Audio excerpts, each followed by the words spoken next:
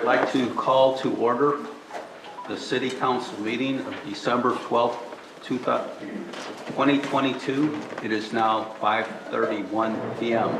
Would you all please rise for the Pledge of Allegiance?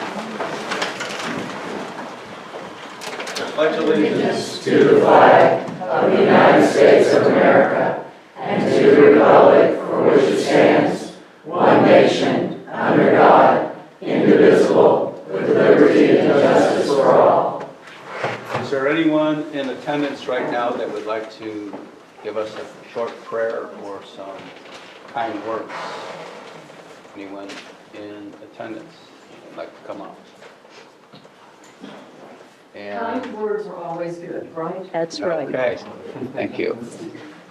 Let this council board act, and the incoming council act with wisdom and truly represent the people of this city. Guide them, give them judgment and the time to listen to what the citizens are saying. Bless us all this holiday season and keep us safe and true to each other. Amen.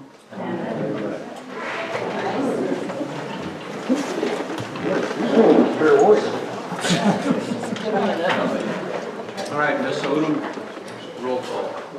Mayor White, Present. Vice Mayor Hanshaw, I am present. Councilwoman Williams, Councilwoman Cubbage, present.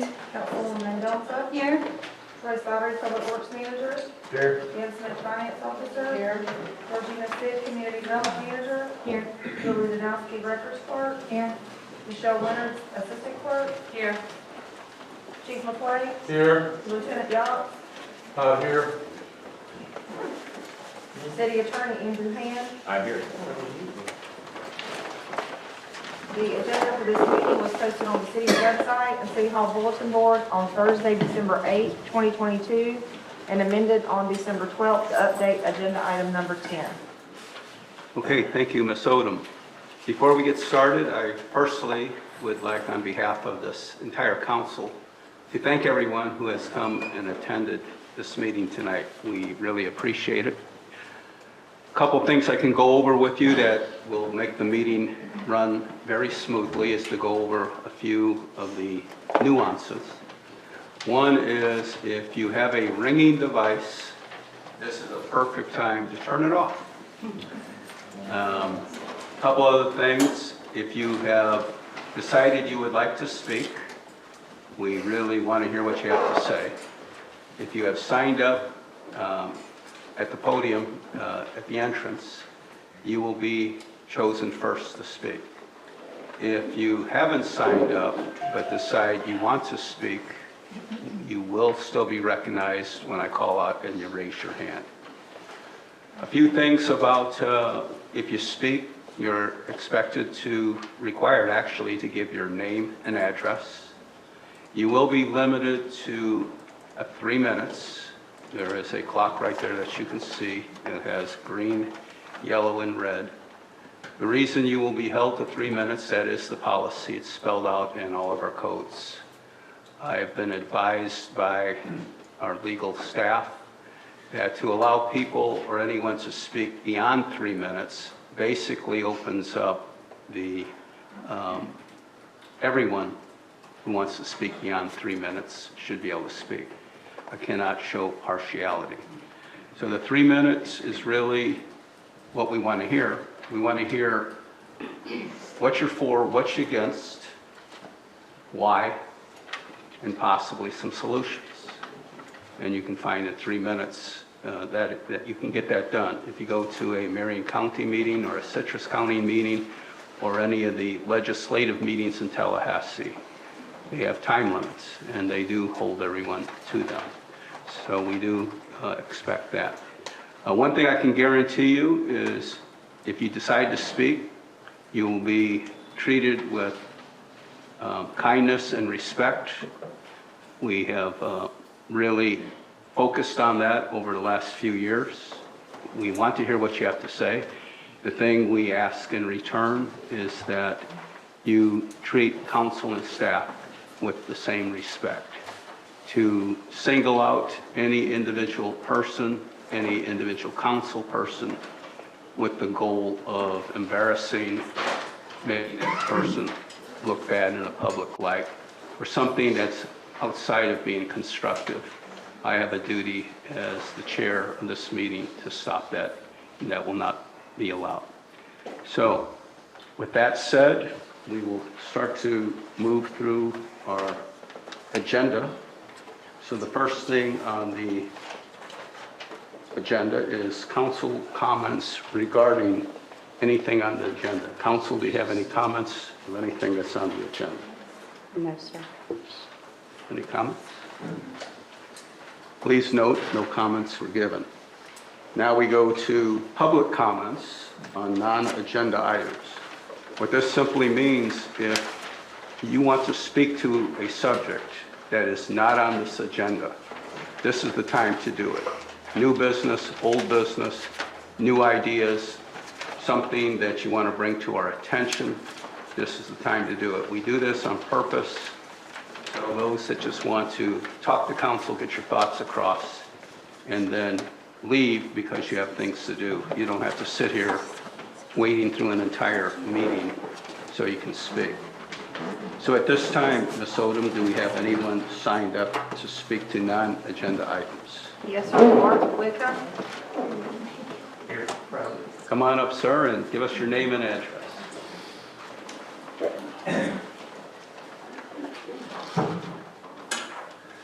Hello, my name is Mark Wickham. I live at 20363 The Granada here at Dunnellon. And I would like to ask Mayor White to address the matter of Glenn Staub being approved to construct the 2 pole barns at City Beach and his subsequent default. I'd like to ask what the procedures are in place for approval of a contractor. And as a former controller for a construction company, it was a matter of course to first confirm that a subcontractor was licensed, bonded, and insured before we awarded a job to them. So what part of due diligence was neglected here in this matter, and what will be done in the future to prevent this from happening? I'm concerned because our property taxes are increasing, and it appears that the $11,000 deposit has been squandered in this case. So feel free to address that, council members, and I thank you. Attorney Hand, this is public comment. We listen to the comments first, and then when the public comments are concluded, if we want to speak to that, we can at that time. Yes, sir. Okay, I saw you, Justin. Okay, I saw you, Justin. Okay, who else is signed up to speak? Dale Burns.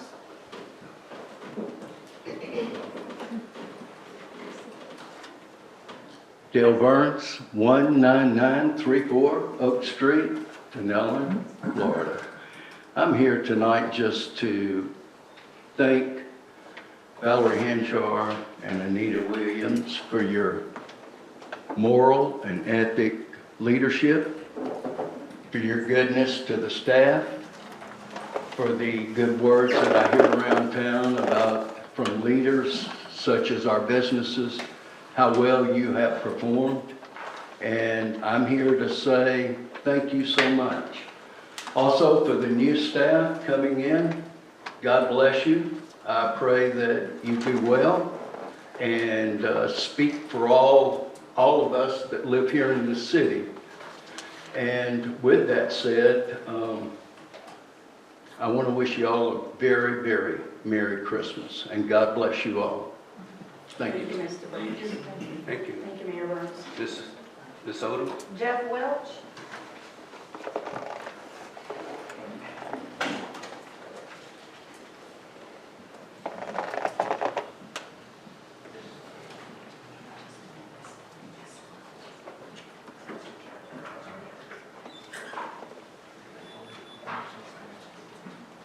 Jeff Welch, 20200 Southwest 95th Street, Dunnellon, Florida.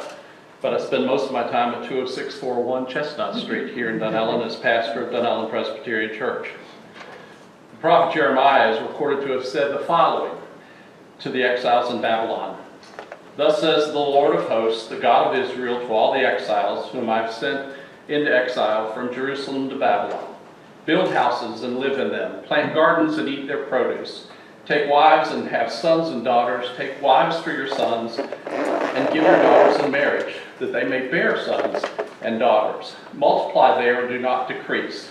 But seek the welfare of the city where I have sent you into exile, and pray to the Lord on its behalf. For in its welfare you will find your welfare. I stand on behalf of the congregation of Dunnellon Presbyterian Church to give thanksgiving to God for two faithful witnesses who have sought the welfare of the city and in turn found their welfare serving on the Dunnellon City Council. Valerie Porter Hanchar and Anita Williams are far from exiles in this city, having deep roots in this city. But they are exiles from the city that is to come, a city we look forward to in the inbreaking in this season of Advent. They have sought to serve in ways that would shape this city into a provisional demonstration of the city that is to come. Valerie, Anita, the two of you have represented the lonely no votes on this council very often. You have often found justification for your opposition as history has played out for your support of what were unpopular measures in the events that then followed. Thank you for your courage in opposition as well as your cooperation and courage in attempts at consensus development. We can only pray that those who will fill the seats in your absence will seek the welfare of the city as you have done through your public service, especially in your representation of the faith community. Thank you, Valerie. Thank you, Anita, for your service. Thank you, Pastor. Thank you, sir. Sweet words. Ms. Sullivan? Walter Green?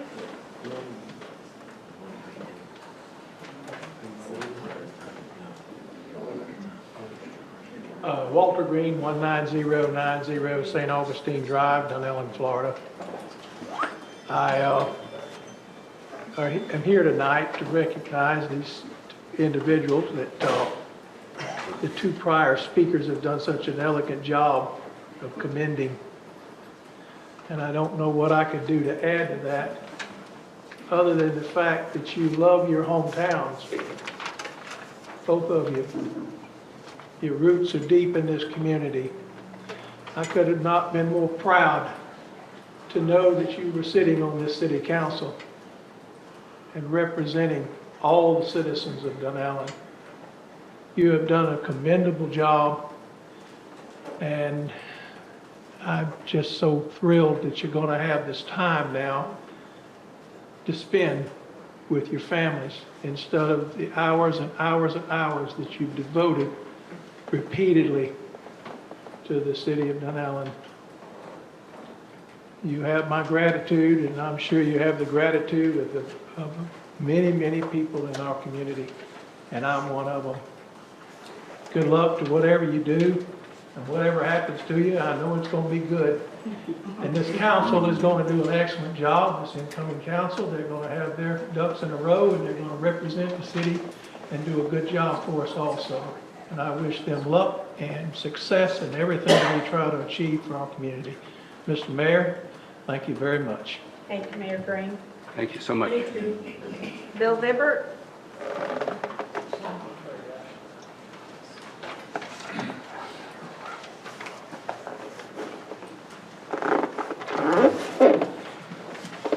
Bill Bibbert, 9552 Southwest 192nd Court Road, Dunnellon. I have a handout. Does everyone have a handout on the boat ramp comments? I've commented on this before, and you probably know my feeling. Of course, the mayor knows that I would rather have it free, but I've given up that debate, Mayor, and I'm not going to bring that up again. But I wanted to talk about how the fees are to be structured. Last meeting we had, on Wednesday, we had a presentation from Councilwoman Cummings, and I thought there was some very good information in that. And I wanted to follow up on what she was saying. One issue, I'm suggesting a two-tiered system, knowing that a lot of our users of the ramp are families. In many cases, families might have 2 kayaks, sometimes 3, even 4. So if you're going to charge $10 a boat, that might be $40 for a family. And I think that's a little excessive, so I'm suggesting a $5 fee for a kayak and a $10 fee for a motorized. So we'd have a non-motorized fee for paddlecraft, canoes and kayaks, and a $10 fee for motorized. And remember what we're trying to do, what we started out with when we got into the boat ramp discussion. We had two goals.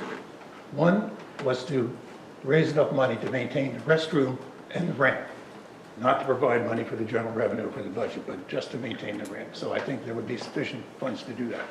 The other objective is to maintain our welcome to Dunnellon theme. We don't want to have the boat ramp become the source of antagonism. I have paid $25 at a boat ramp, and I think many others have been to boat ramps where they sort of felt they were being gouged, and we don't want that. We want people to leave with a happy feeling that they're getting a nice service and that it's worth the money that they're paying. A couple other suggestions. We heard from Councilwoman Cubbage that the ramps on the Oklahoma were all $5. I think keeping a kayak consistent with that, I think would make sense. Also, I have suggested before that we should not have commercial livers using the ramp. They take too much time in staging. They tie other people up, and I don't think it's appropriate. The Singing Tours is an exception to that because the Singing Tours boat does not use the ramp. They use the dock, which I think would be fine. That would be compatible. But I think having livers use the ramp as they've been doing just ties up the whole situation. So again, I think this proposal would allow us to have a user group that is very happy with the facility, happy with the fee, and would also provide enough revenue to maintain the ramp. Thank you. Thank you. Ms. Odom? Rose Thomas.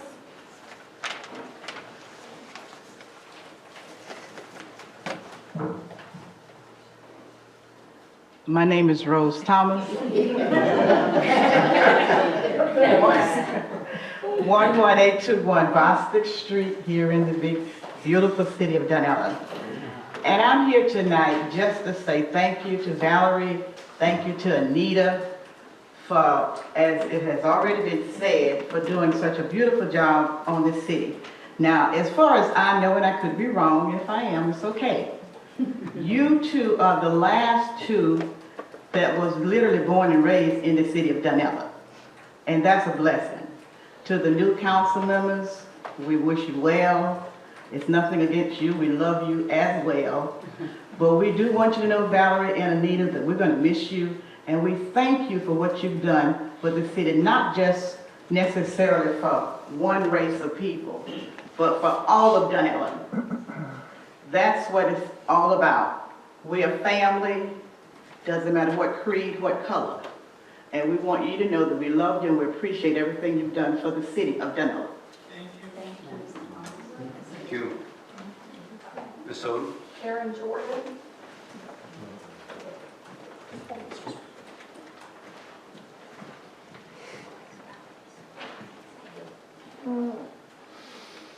Karen Jordan, West Highway 40, Dunnellon. I am here tonight to lend my words of appreciation to Valerie Hanchar, who leads her position today as City Councilwoman, with many years of dedicated service to Dunnellon. This town is not just a city to you, it is your home, and you have served it with the love that comes from being a daughter of the Blue Run. In fact, you ran for office to take what is wonderful about this town and to make it better. Today, many who run for office do so on a bogus platform to fix problems that exist only on campaign Facebook posts. You have always believed in the power of this community and the power and the value of service to it. Valerie, you are a people connector. As a councilwoman, you have worked with city staff, respecting their knowledge and skill and crediting them for their hard work. I hope the current council follows that example and does not drive away good folks who, at a time when every organization is hurting for help. We are a better, more welcoming town when we treat others with respect, and it is part of our city's culture. Thank you for the integrity that you have always used to guide your decision-making. Thank you for bringing the spirit of fairness in responding to the needs of Dunnellon citizens and for maintaining your passion for service. It takes courage to run for public office and to stand before the public every day as a community leader, and to stand tough against the rigor of a campaign. While I believe, I am certain, that eventually campaign lies are exposed, those who generate fear for votes get revealed, and those who run for ego get seen for what they are, I am so grateful for the kindness, honesty, sincerity you have brought to this council. We are a better town for your honorable service. Thank you, and I look forward to seeing what you do next. Thank you. Ms. Odom? I don't have anyone else signed up. Is there anyone in attendance that did not sign up would like to speak to an item that is not on the agenda? This is your opportunity. Yes, sir. Name and address. Hi, my name's Donald Hanchar, 11575 Bot Springs Road. Me and Valerie have been married for 24 years. And out of those 24 years, every Monday and Wednesdays, I usually never see her. It's either city council or workshop, but her dedication that she has shown to me, her volunteer that she has shown to me, has brought me to where I've become a better man. And I just want her to know, even though I'm not here as much as I should be to support you, I'm always behind your back, and I always have your back. And this is just a new chapter for our lives and for our family's lives. And I just wanted to let you know that, and I love you very much. I'm gonna meet you later. Thank you. It's only been 23 years, it just feels like 24, babe.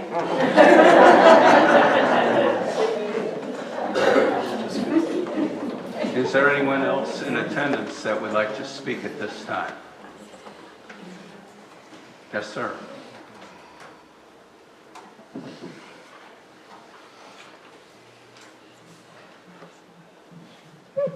My name is Sam Martian. I live at 19293 St. Patrick Drive. And I'm up here about the two issues that were brought up on during the workshop, previous workshop. And the first one was Mayor White bringing up 20-mile-an-hour speed limit in residential neighborhoods. I believe that that's a very good speed limit for safety for children and people that are walking their dogs. And like where I live at, we get a lot of wildlife deer that run across the road from the wooded lot next to me that go to the Greenway Trail. So that's a good safety issue right there for 20-mile-an-hour speed limits. And the second thing is Councilwoman Covich brought up the PWCs. I feel that that is a very safety hazard, that those should not be allowed on the river. And I hope that you guys vote on that and pass those two issues. Thank you very much. Thank you, sir. Is there anyone else in attendance that would like to speak at this time? Okay. Please note, the public has had opportunity to speak. Ms. Odom, before we move on, is there anyone on Zoom that would like to speak? No. Okay.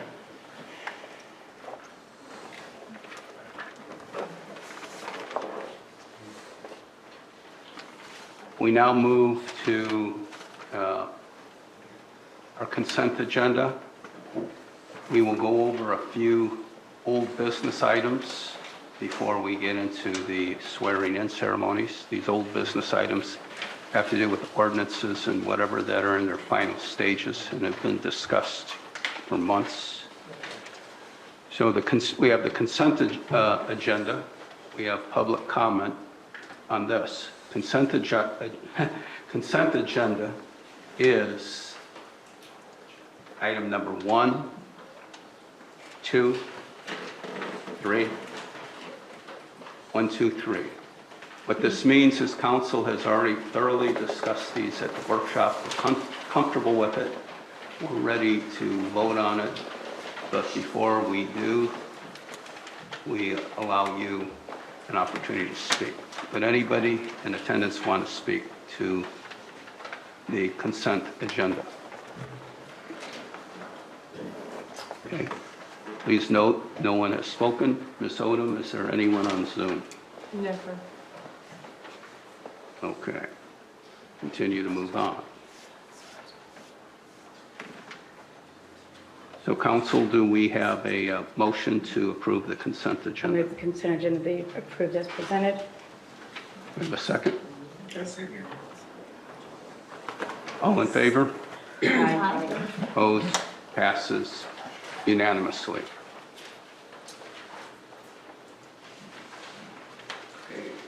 Ms. Odom, we are now moving to agenda item number 4. Yes, sir. I'll read the public hearing statement. All persons wishing to address the city council will be asked to limit their comments to the specific subject being addressed. Public opinions and input are valued by the council. However, it is requested that comments are directed at specific issues rather than personal comments directed toward the council members or staff in order to foster mutual respect between council members and the public.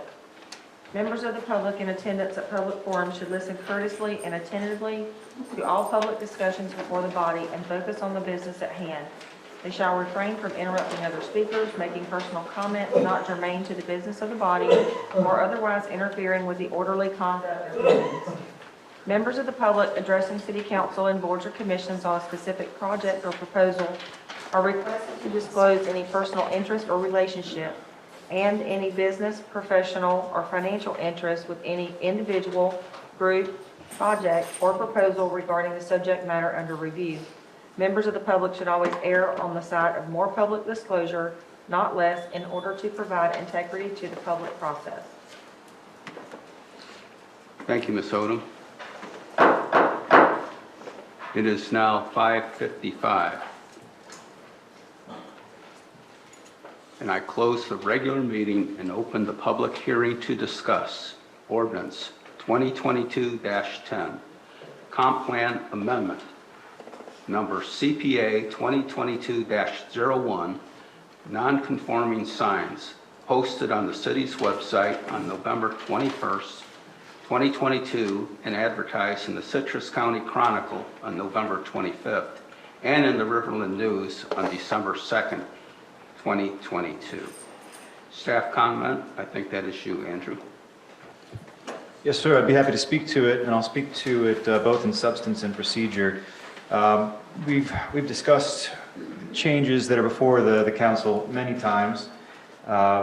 Tonight we have the adoption hearing. So what has happened and what has transpired since the beginning of council discussions to make some changes when it comes to non-conforming signs. The changes the council wanted to make necessitated a change to the comprehensive plan. So first, the first part of the process was to create a comprehensive plan amendment, which went through the Planning Commission.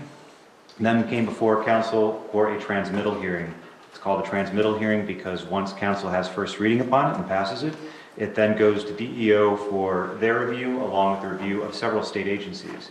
That came back with no comments. Other than some non-related comments that it didn't address the ordinance. So now it is again before you for final adoption.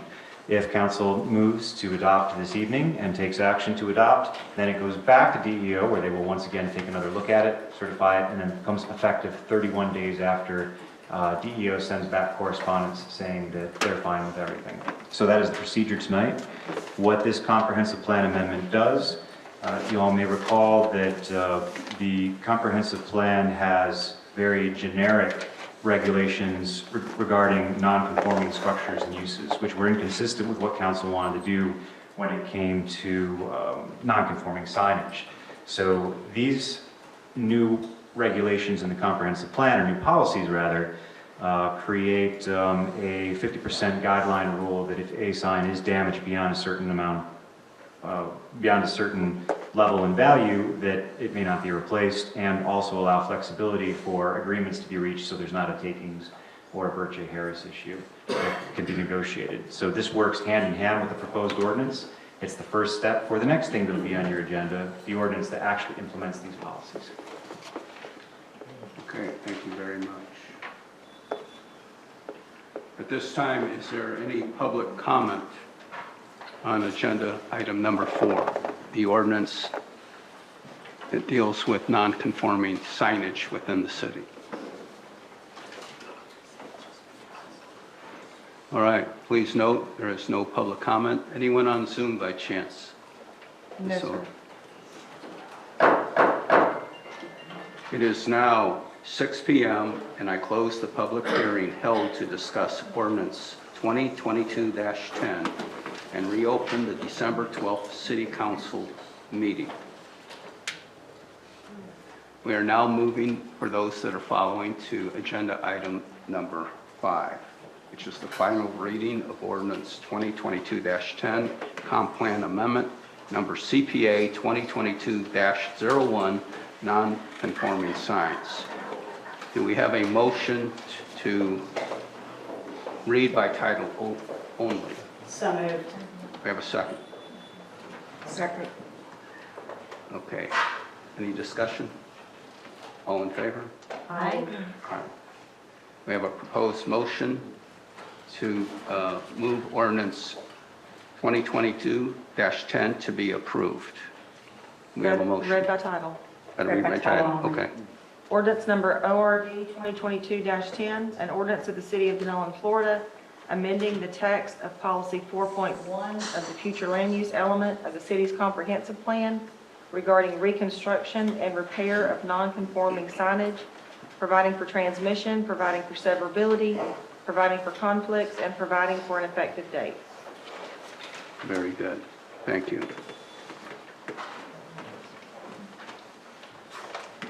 I move ordinance ORD 2022-10 be approved. We have a second. One second. Do we have any discussion? No discussion. All in favor? Aye. Opposed? Passes unanimously. Now we're moving to agenda item number 6. It is now 6:03 p.m., and I close the regular meeting and open the public hearing to discuss ordinance 2022-07, non-conforming signs, posted on the city's website on December 21st, 2022, and advertised in the Citrus County Chronicle on November 25th and the Riverland News on December 2nd, 2022. Again, staff comment. Andrew. Yes, sir. As I just stated, this ordinance implements the policy that council just adopted in the previous motion by adopting that comprehensive plan amendment. This ordinance does some additional things. It updates the definitions within the sign code to create some new definitions, as well as address some issues with previous definitions to make everything consistent.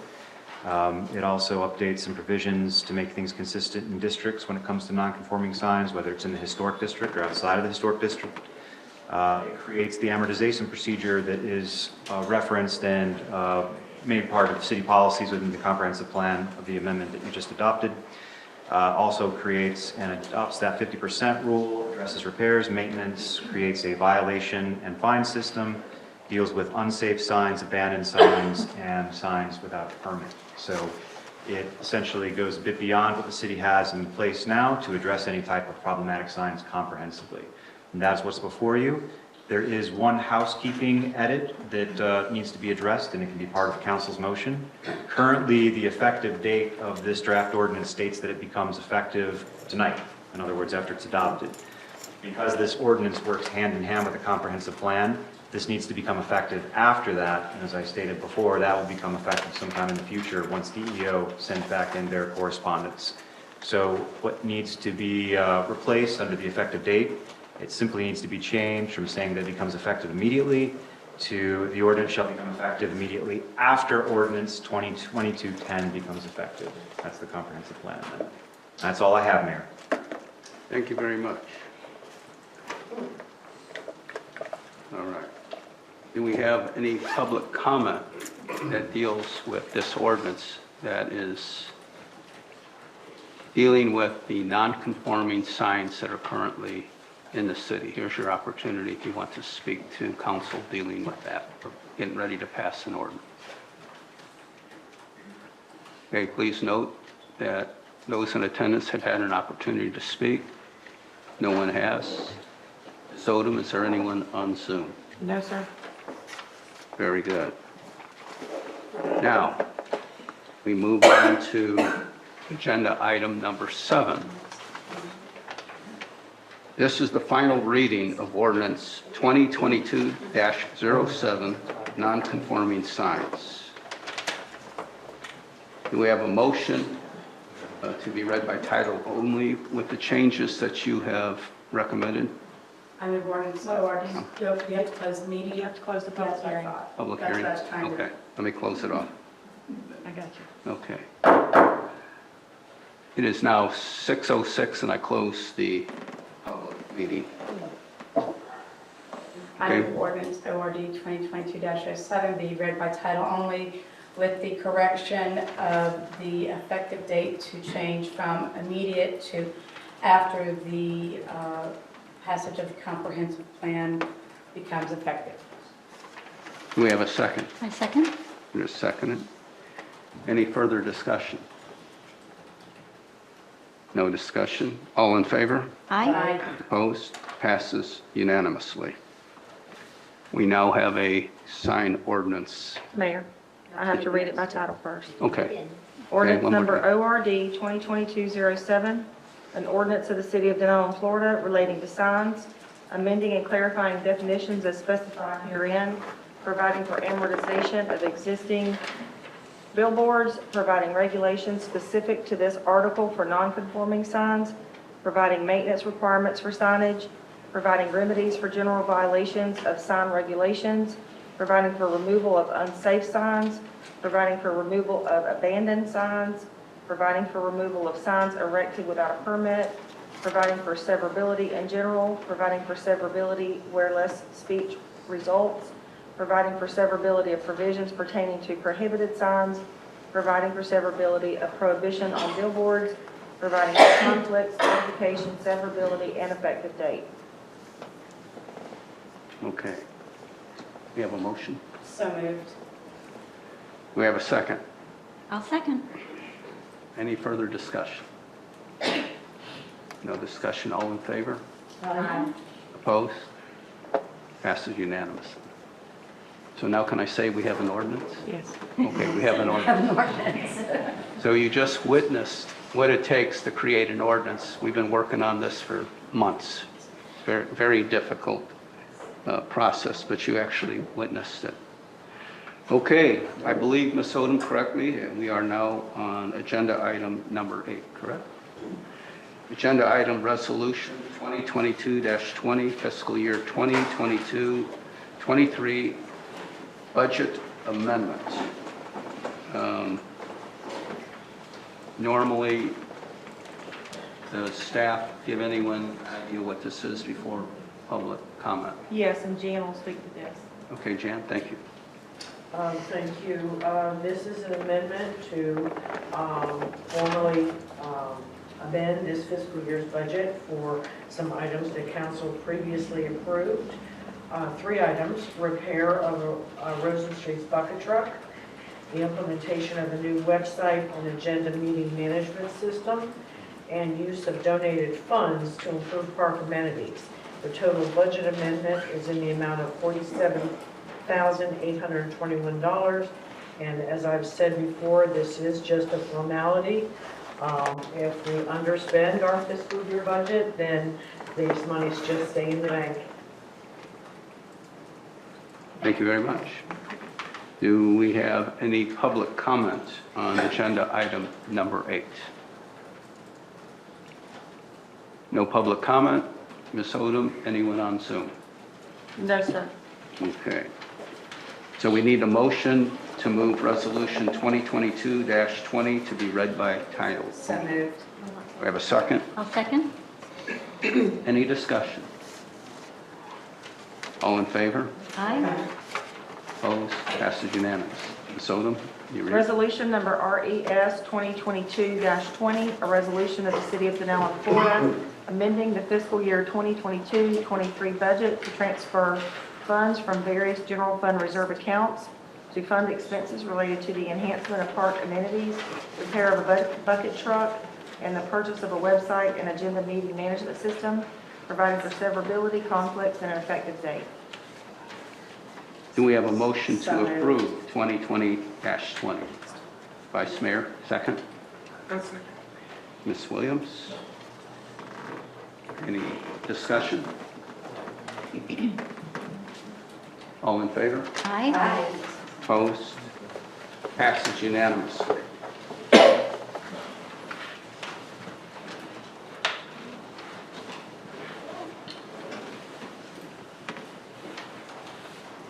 So, Ms. Odom, we are now on agenda item number 9, correct?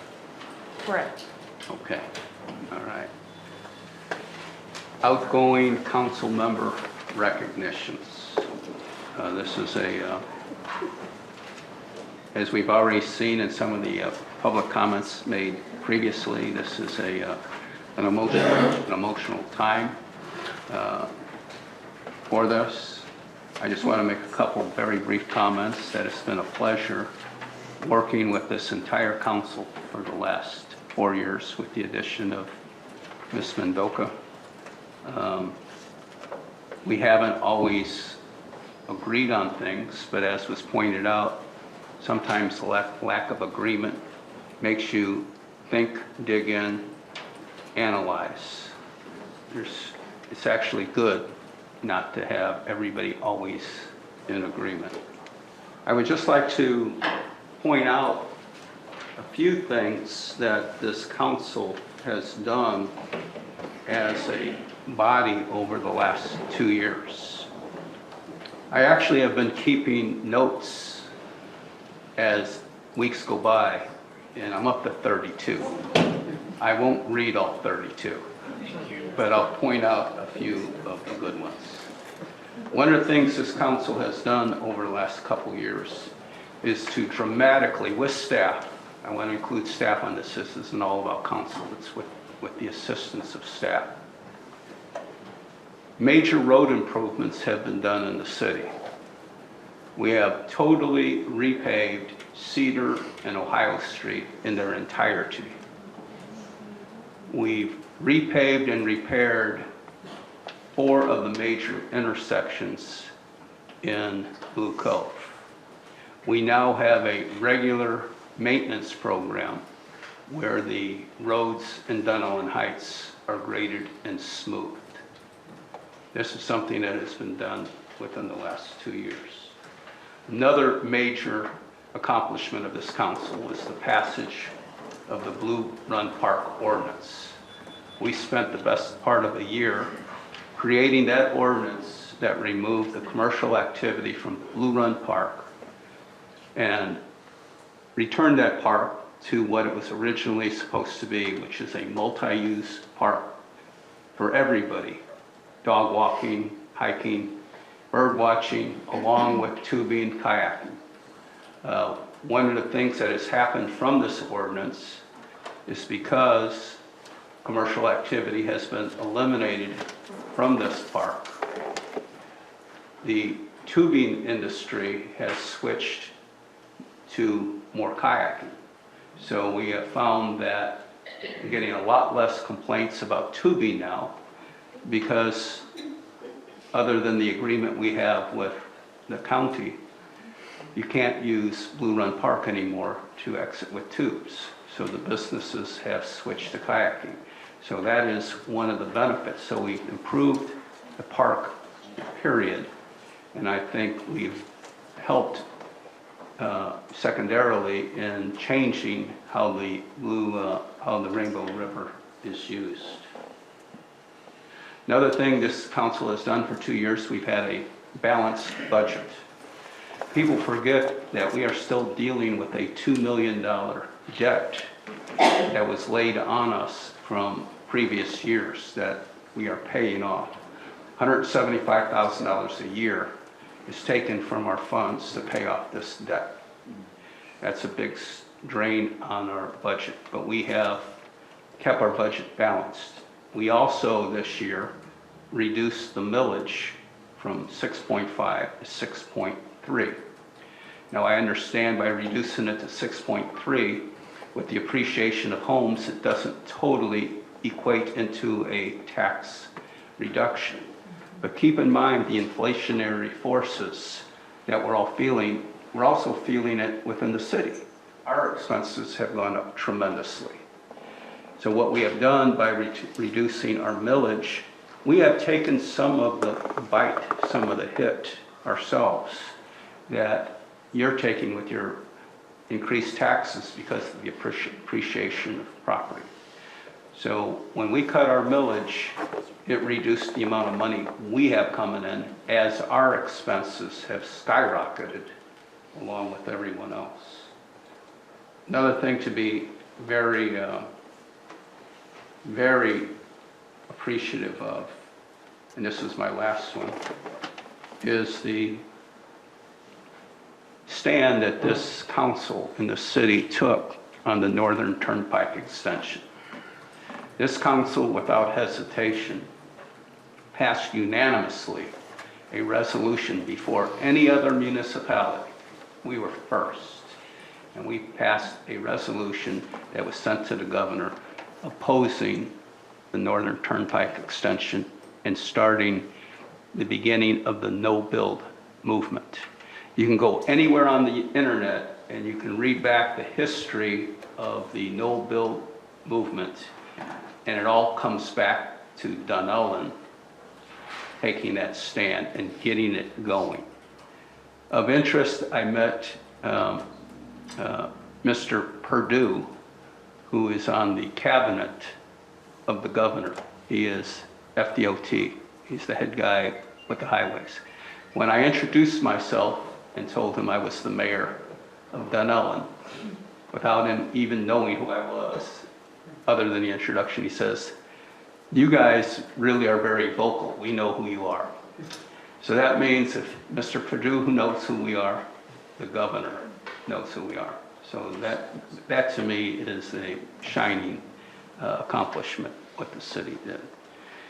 So I'm going to let the other 27 accomplishments go for another time. I might send it out to y'all in an email. So I just wanted to say that, and that's the part of the body of work that this council has done. All right, Ms. Odom, we're going to start the outgoing council member recognitions. Where did your mom go? She forgot to turn off her stupid oven. She passed smoke, filling up smoke, so she went to turn off. Okay. Do we get to say anything? Yeah. We So- have the presentations. So Ms. Odom, you give them? Then you guys, you should. Okay. So, do I get up? Okay. Now you sit down. So. Hi, everybody. Thank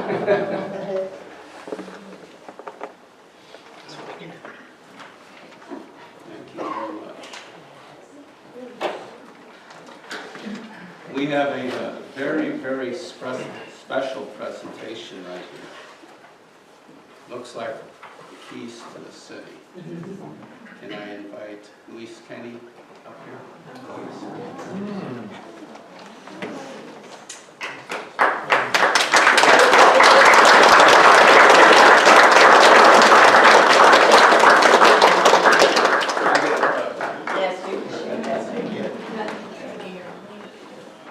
Okay, I'm going to read this. This is presented to Luis Kenny, Dunnellon City Council, Seat 2.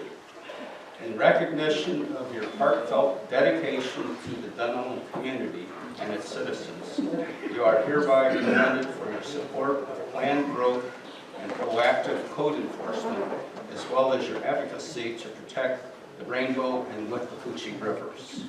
Your contribution toward the acquisition and development of the Blue Run Park of Dunnellon deserves generous praise. You are also applauded for serving as both an honorable city councilwoman and distinguished planning commissioner over the past 15 years.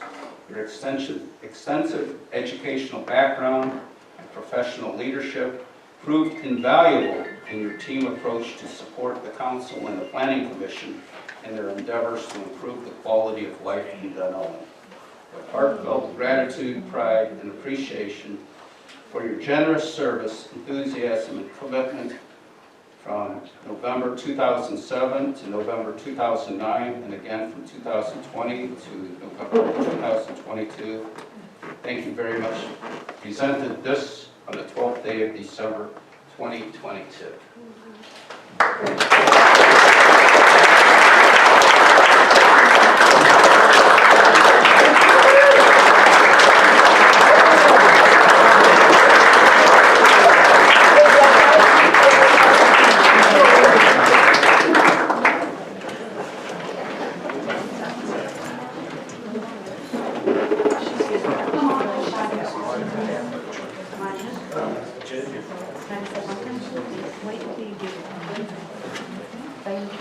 Vice Mayor, will you please come up and join me?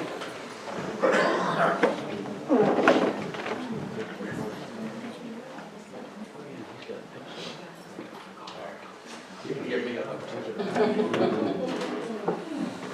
Okay, again, this is also an award, a key to the city, for a individual that has served multiple terms for the city, has done this for an extended period of time.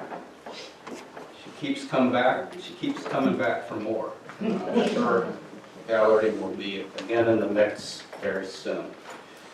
So Vice Mayor, this is presented to Valerie Porter Hanchar, Dunnellon City Council, seat number 4. In recognition of your remarkable service to the Dunnellon community, its residents, and businesses, your dedication as Dunnellon's representative on the Ocala-Marion Transportation Planning Organization, and your boundless volunteer efforts throughout Dunnellon and Marion County. In appreciation for your extensive real estate background, providing guidance and insight throughout the years to staff and council, your unique team approach, and the ability to recognize and applaud dedicated public service, your professional leadership over multiple terms in office as a councilwoman and as a vice mayor is greatly acclaimed and deserves generous applause. October 1997 to January 1998, April from 1998 to October 2002, and November 2016 to November 2022. Presented this 12th day of December by the City of Dunnellon.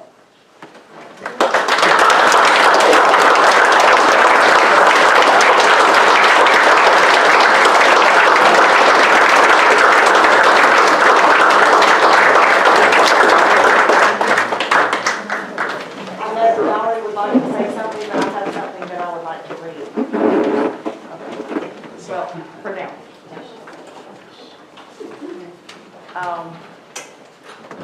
This is something that Valerie's daughter Sydney sent me today because she couldn't be here and asked that I read this for her.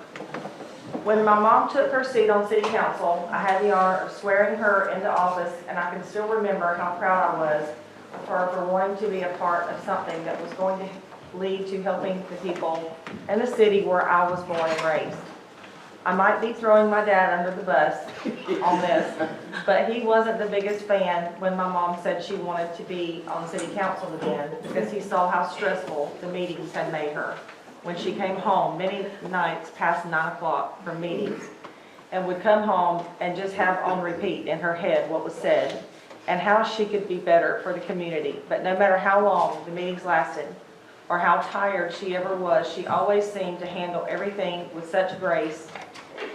With that being said, it showed me how every time she took her seat at meetings, city events, TPO meetings, and the list can continue, on how much pride and love she truly had and will forever have for our small little town and people in it. I truly wish I could have been there tonight to see her out, but I also know without a doubt she is holding her head just as high as she was walking in as she walks out tonight. I love you, and I'm so proud of you, and will forever be grateful to you to have as a role model in my life. Love always, your little girl, Sydney Hanchar.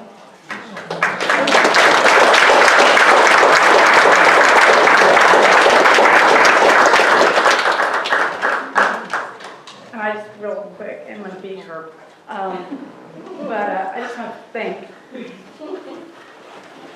All right. I just want to thank everybody. I came back in on 2016 when Mayor Green went to the mayor's seat, and we were facing bankruptcy. We were at 7.5 mils, and we were literally thinking this was the end. We had great staff that led us through some times that we couldn't think about getting through. Jan, I'll never forget Larry Winkler and his stupid sign that said debt, and it made us all work harder there to get it down. And, you know, yes, we did go from 6.5 to 6.3 this time. However, we, in 2018, went from 7.5 to 6.5. And we were able to keep that for several years and not have to go up as expenses were going up. We've accomplished so much. My one regret is that we do not have a police department yet for our fine officers. And I charge this council that's coming up with getting it done. Stop over the thinking it, get it done. I only wish those that are coming after me the best luck, Mr. Dunn. I pray that you lead well to this city, for that failure would be nothing but for the city to have failure. So I can only wish the future council the best wishes and the best regard, and to remember that this team out here that is our city staff, they are our team players. They will help keep us out of so much trouble. So much trouble. So they are part of this. They are not manipulating us.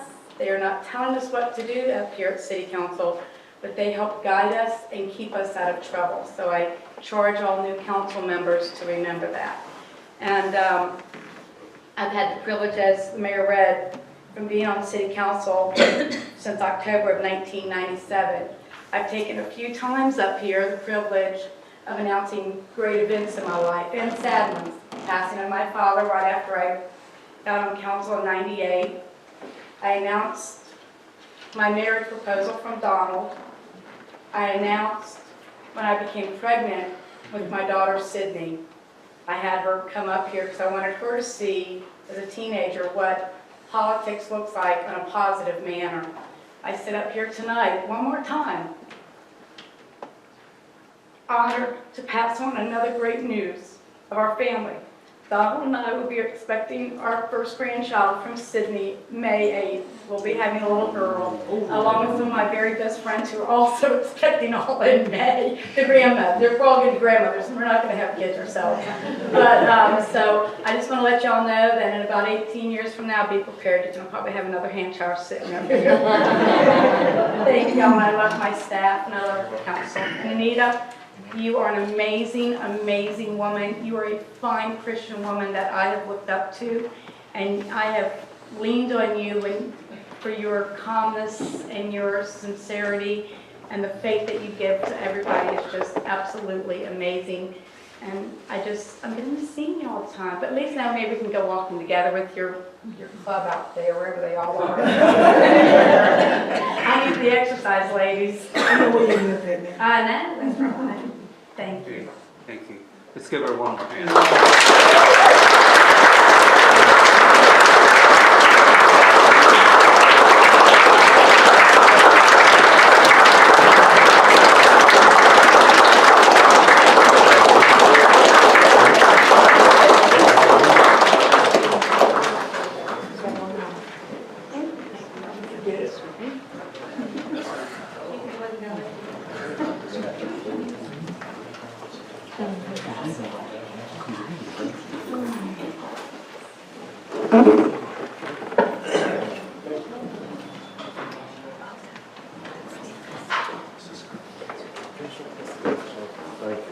Well, if you're not feeling the love, you're really going to feel the love now. Miss Williams, will you come up?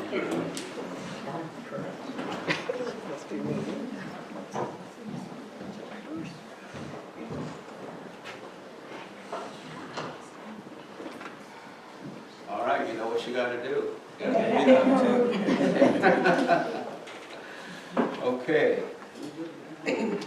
This is presented to Cynthia Anita Williams. Cynthia. Dunnellon City Council, seat number 3. In recognition of your heartfelt dedication to the Dunnellon community and its citizens, your commitment as Dunnellon's representative to the concerned citizens of Chatmire, and your spiritual guidance in aiding council and staff, an appreciation of your professional leadership, your vitality and enthusiasm, your participation and resourcefulness, your insight have proven invaluable. Your generous service is greatly acclaimed and deserves generous applause.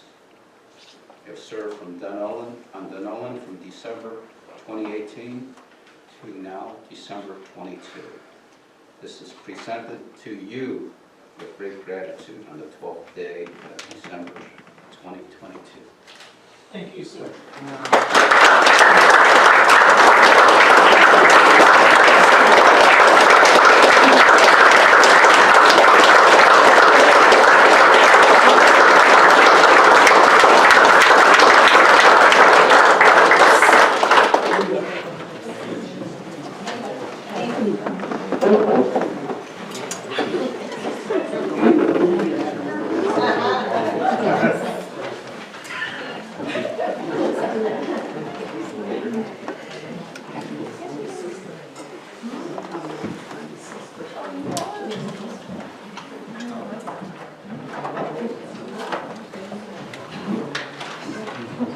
Good evening, everybody.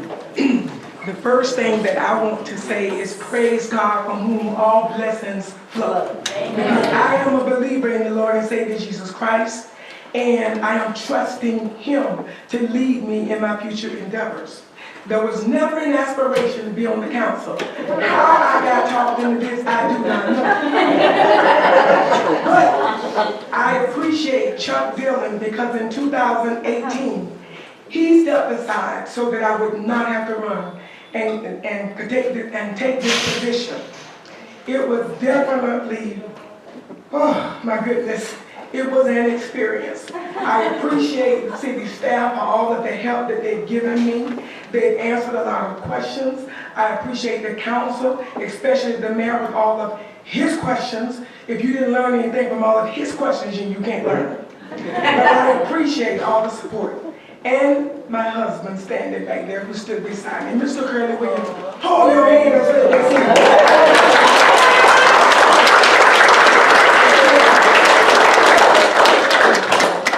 Let's go Ms. Williams one last time.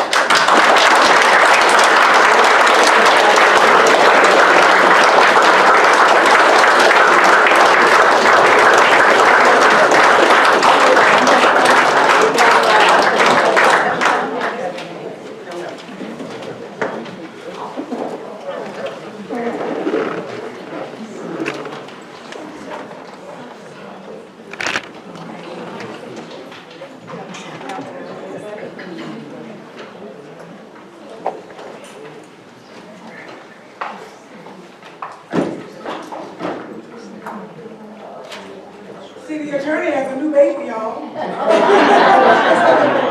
Okay, much you will.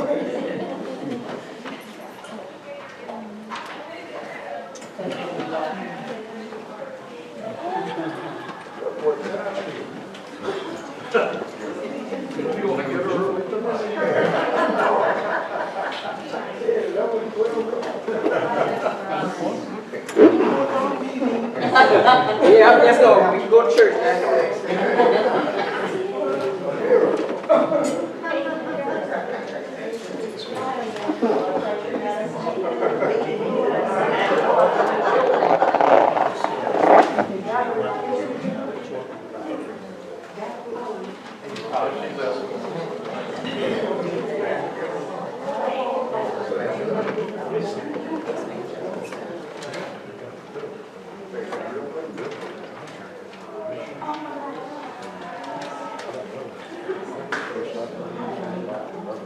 Okay, Chief McQuaid, can you close the door, please?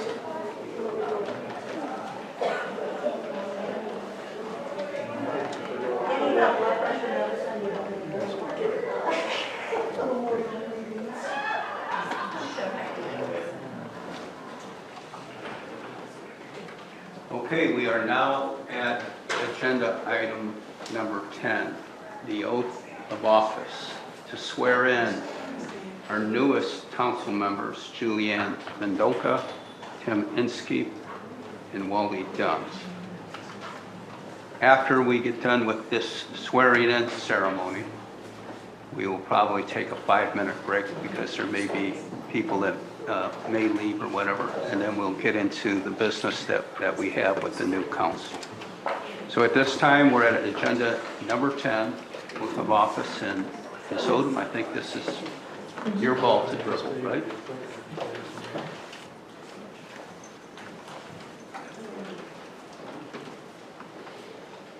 Sorry, you have to do this again, but you have to do this again. Okay, please raise your right hand and repeat after me.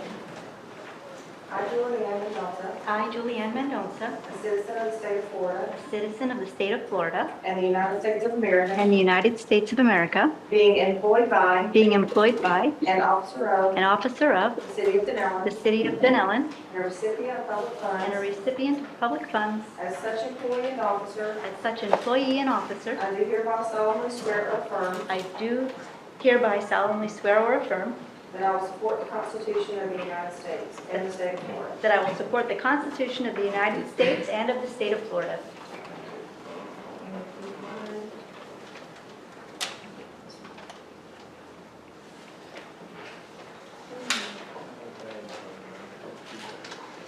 Thank you.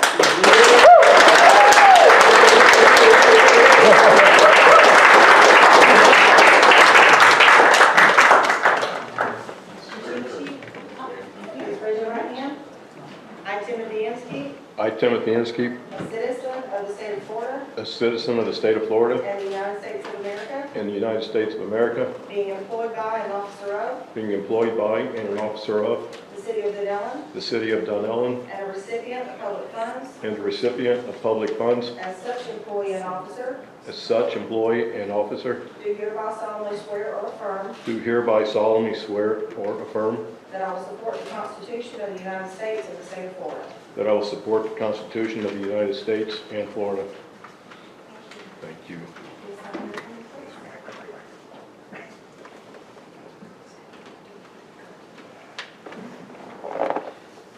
You're official.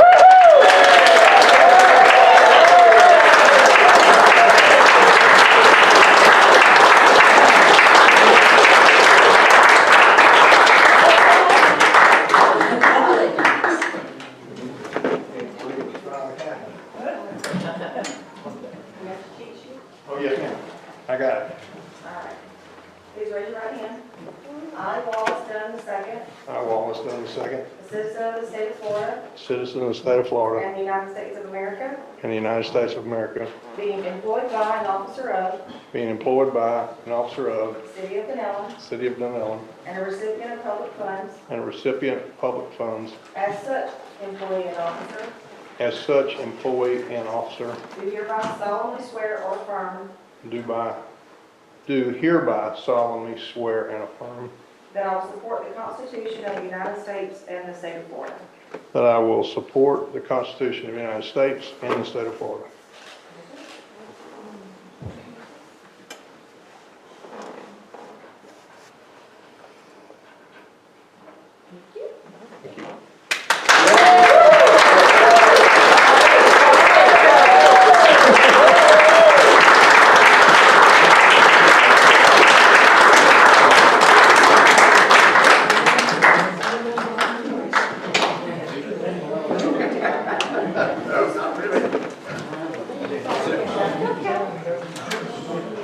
So as I announced, what I think as chair I would like to do is to allow our 3 new council members to say a few brief words about what they're hoping and their expectations. We will limit it to no longer than 30 minutes apiece. And then when they're finished, we'll take a short break. I'm sure some people may want to leave, and then we'll finish our business. So we'll start off with our most experienced new council member, Julianne Mendoza.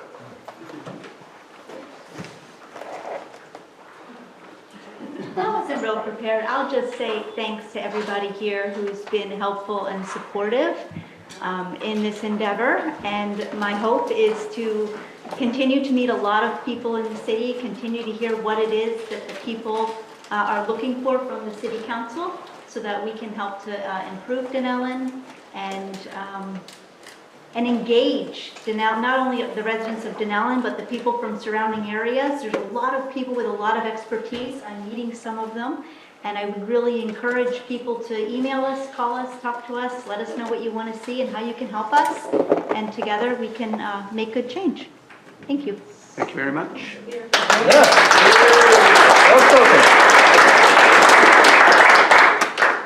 Okay, Councilman Inskeep. Doesn't that sound strange, Councilman Inskeep? It sure does. It sure does. I'll be real short. Thank you, everybody that supported me for this endeavor. The education was phenomenal. And I hope to represent everybody within the city and those that come visit our city with the expectations that that they would have of a public official. Thank you. All right.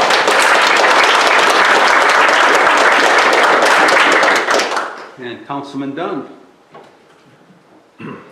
Like Tim, I want to thank everybody who went out and supported me during this whole endeavor.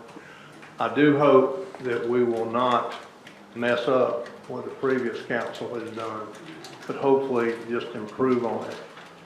One thing I made is one of my points for being elected was these meetings are going to be a lot shorter. Okay. So based on that, I will not say a whole lot more. Thank you. All right, yeah.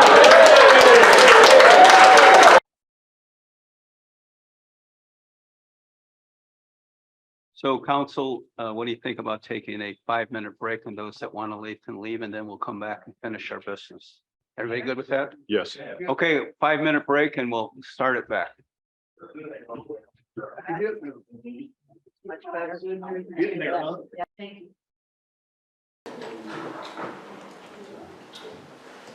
Okay, I'd like to call this city council meeting back into order. It had about a 10-minute recess in between item number 10 and 11. As mayor, I want to welcome our new members. It's a very exciting time for council. I know when I first came on council, I came with tons of energy, tons of ideas, tons of enthusiasm. And I know you will too. So I know you all from your private lives, you know how you think, and I wouldn't be surprised if the list I compile next year has twice as many success stories as this one that I went over. So we're just going to go through some business. I do want to say that I did call a special council meeting on December 21st, is it, Mandy? Yes. And at that meeting, what I'm going to ask council to do is to be a little bit more specific about what our goals are for the next year. What is it we want to do? Where are we going to specialize? Where are we going to put our efforts? One of the things you'll find that we cannot be a cure-all for everything at one time. There's not enough energy, there's not enough manpower, there's not enough money. So you focus on certain things and you just kind of chip away at it. I would like to talk about what we're going to try to accomplish and create a system of accountability for staff and ourselves. When we get to the certain goalposts, we look at it and we see, okay, have we accomplished this? Have we accomplished that? Why? Whatever. So I'm very much looking forward to that. So we have some business to take care of now. We're on number 11, which is the appointment of the vice mayor. That's simply done by a majority vote of the council. Vice mayor's duties are to fill in my absence. Vice mayor's duties is also when I am asked or obligated to participate in an event representing the city. if I cannot do it for whatever reason, you're the first person that has the opportunity to step in my place. If you can't do it, we just go down the line and try to get the rest. So let's talk about it. Vice Mayor, there's 4 people here, and within the next 5 minutes, one of you is going to be Vice Mayor. So do we have any nominations or discussions? The way it usually goes is you make a motion to nominate someone. It could be a second, and then there's a discussion and a vote, or we can just talk about it first, however you want it. I would like to nominate Wally Dunn. All right, do we have a second? I'll second that. Okay, you have a motion and a second, which now brings it to discussion. Is there, number one, Mr. Dunn, what do you think? You have just been nominated with a second. I'm not totally surprised, but shocked. But no, I would love to be vice mayor and serve at anything I can do. Okay. Any other comments?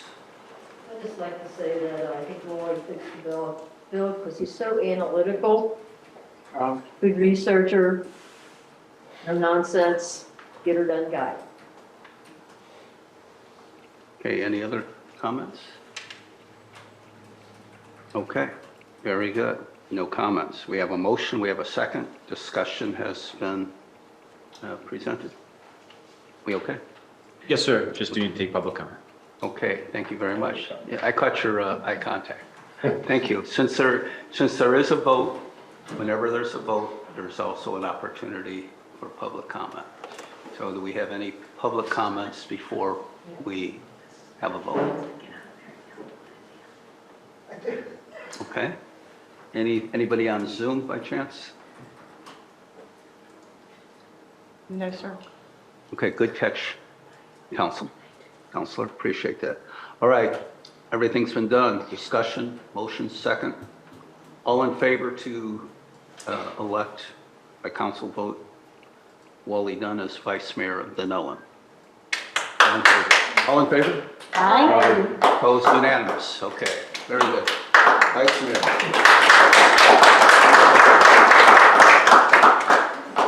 Now, for clarification, is the Vice Mayor for his term, or is it readdressed every year? Every election. Every election, so it would be addressed 2 years from now. Okay, understood. Very good. All right, now we're going to go to number 12, which is the city liaison assignments. This is pretty much, there are certain committees or certain functions that go on with regularity in the community. City council kind of splits up the chore of attending these things among ourselves. A lot of times they're chosen based on what you're interested in. One of the assignments that I particularly enjoyed and I would like to keep is the Transportation Planning Organization. I think that's critically important for the mayor to be involved with that. You're dealing with the county commissioners, other mayors from other cities. You're dealing with the state of Florida. You're on the cutting edge of knowing what the 5-year plan is for roads. So I'd like to put my bid in for TPO. Ms. Odom, could you just go over some of the other assignments?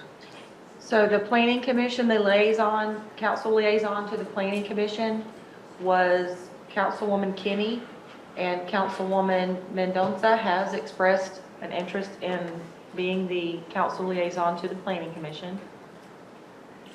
Okay, let's just deal with that. Okay. Is that one you'd like to do? It is. Is there anyone else that would like to do that, or is you okay with it? I'm good with it. Okay. Okay. All right. The Historic Preservation Board, currently that is Councilwoman Covage. To continue with that. Okay. TPO, Mayor White, and we need to select an alternate for TPO. I'd like to do that because I've actually gone to the Anybody else want to put your bid in?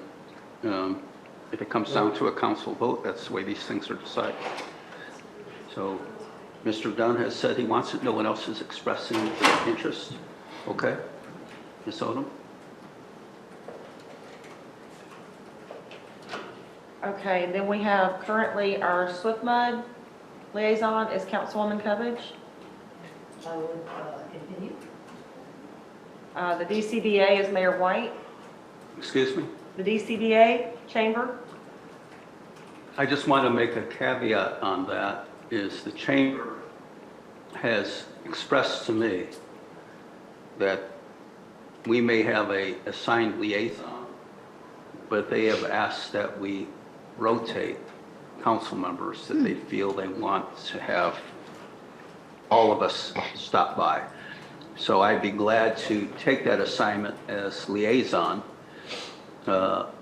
with the understanding that other council members will be asked to rotate it with me. That's what they have requested of me. So do we want to make it, instead of just one liaison as a council rotation, and then you all just take turns going to their monthly meeting? How do we want to do that? How do you feel? Usually if you assign one person that's responsible for it, rather than say, okay, all hands on that, who's going to do it this month? You know, it gets kind of confusing. Yes? I know Tim got real involved with that festival thing. In fact, he called me to come help, but no, he got real involved with those folks down there, especially the president. I'm well good with All right, would you like to be the liaison, knowing that that doesn't mean you just go one and you don't go for another one, just from time to time? Absolutely. Okay. All right, so Okay. Tim will be the new liaison. Okay, and then we have, right now, what we have for the county commission meetings, which are the first and third Tuesday at 9, is a mayor/council rotation. I don't know how you want to, if you want to continue to handle it that way. The way we've been doing that, Ms. Odom, is you have notified me, thank goodness, when the county has something on their agenda that pertains to Dunnellon. And, you know, I try to go. If I can't go, you know, we could rotate on that. Okay. When are those meetings? Tuesday. The first and third Tuesday at 9 a.m. Yeah, it wouldn't be realistic with my daytime schedule that I could ever attend those. And that time of the day, it's a solid 1 hour drive to Yeah. get all the way there. I mean, it's a commitment. So I usually go when there's a need to go. If anyone ever wants to go to one of these meetings, you're always welcome to go and sit in, or you can speak. They are publicly advertised meetings, so you can go. All right, so I will be that. Yes, Okay. yes, we'll keep you there. If you need a backup, I'd be glad to be your backup. An alternate. Put him as the Okay. alternate. All right, let's do that. Let's do.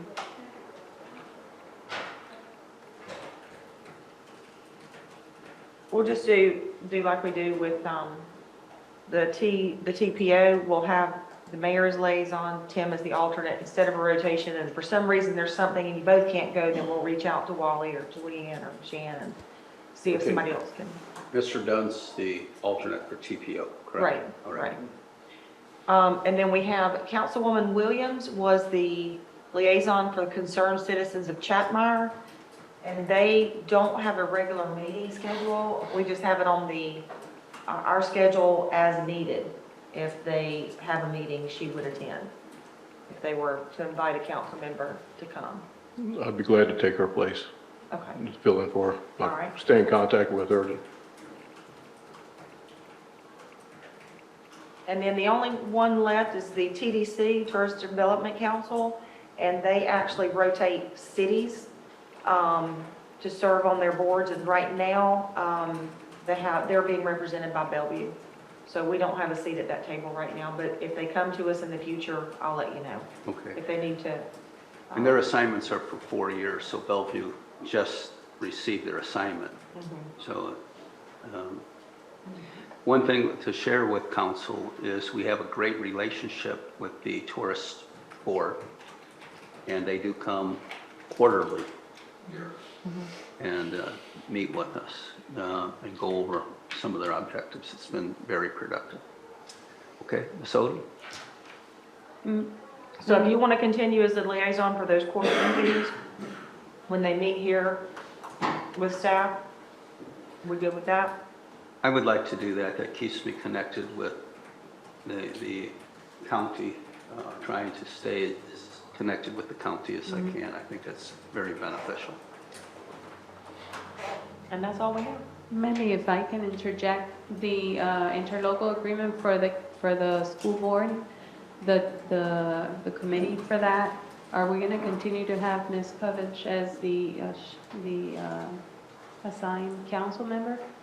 Yes, that wasn't on our liaison schedule because it's not something that they do every year. It was something that they do every 7 years, actually. Yeah. 7 They years. wanted to change that to do it every year. Okay, well, we can add that to the schedule. So the, that would be the school board interlocal agreement liaison. And Ms. Covage, you would like to continue to do that? No? Okay. That is why I asked. Regina does fine.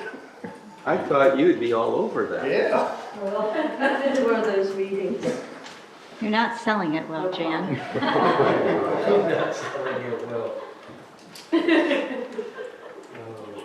Anyone else feel warm and fuzzy about the school board? Not now. When do they meet? When does it meet? When do they meet? I think they're on their last meeting for the last read of the amendments that they added to the interlocal agreement. There are Pretty different, close to presenting it. there are different times and they schedule them as needed. They're not on a set schedule. And if I recall, Georgina, I think they asked for all the council members to attend this next meeting. They want, I think they even wanted to involve our city attorney to some extent in the drafting of the interlocal agreement. Right, and they're going to be sending the schedules soon. But besides that, they're going to be revisiting the interlocal and reviewing to make sure that it's consistent. And I think it's important that we have a voice there because it can tell them what developments are coming up, you know, how much we need upgrading of our schools and all that. So I think it's important that we have a voice there. I will attend those meetings. I think there's only one, there's only going to be one left before they wrap up the revisions. Okay. Keep me Well, posted. Ms. Kovich, can we ask you to reconsider? You seem to be the person that would be the perfect choice for that. Thank you. Does that mean yes? Does that mean yes? Okay, covered, done. Okay. Can we get in a nutshell what what takes place during these meetings? What are they about? The state of Florida orders this, there has to be a revision of this interlocal agreement, and it was called a technical review, because basically it was a 100 and some page document, is that right, Georgina? Yes, that is correct. And we had to review it sentence by sentence and revision, and there was 14 of us that showed up, and others declined to attend. But basically, it's just the revision of the contract the county has to apply, to provide us with adequate facilities within our own schools. So all of our schools, or middle school, elementary, and high school are all within the auspices of this, right. correct? Okay. And all the cities in Marion County, so the state requires that the county enter into an agreement with all the municipalities in the county under one agreement. So the one interlocal agreement will be with the county, Bellevue, Dunnellon, McIntosh, and Reddick. Right, and our community development managers are usually there, but they sometimes bring in, to some of these meetings, they bring in council to be involved. City of Ocala representatives were there besides two And- county commissioners. And Bellevue was there. But they're budgeting money, but even though I would sit there and represent Dunnellon, it's totally up to the county commissioners to approve the general budget, and then the school board makes the per school distribution of the money. The Board of Education is the final call on that. This money's got to be distributed. Okay, let's move on. Ms. Odom? That's it. Very good. Ms. Odom, you'll send council an email with the finalized list, so we'll have it memorized. Very good. Thank you, council.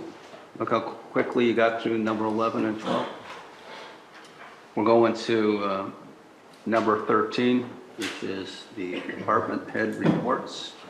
Ms. Odom, you go down the line with your department heads. And All right, I just have a couple of quick updates. Tomorrow from 1:30 to 2, we have our first kickoff meeting with Granicus to start working on our agenda and meeting management software and getting that up and going.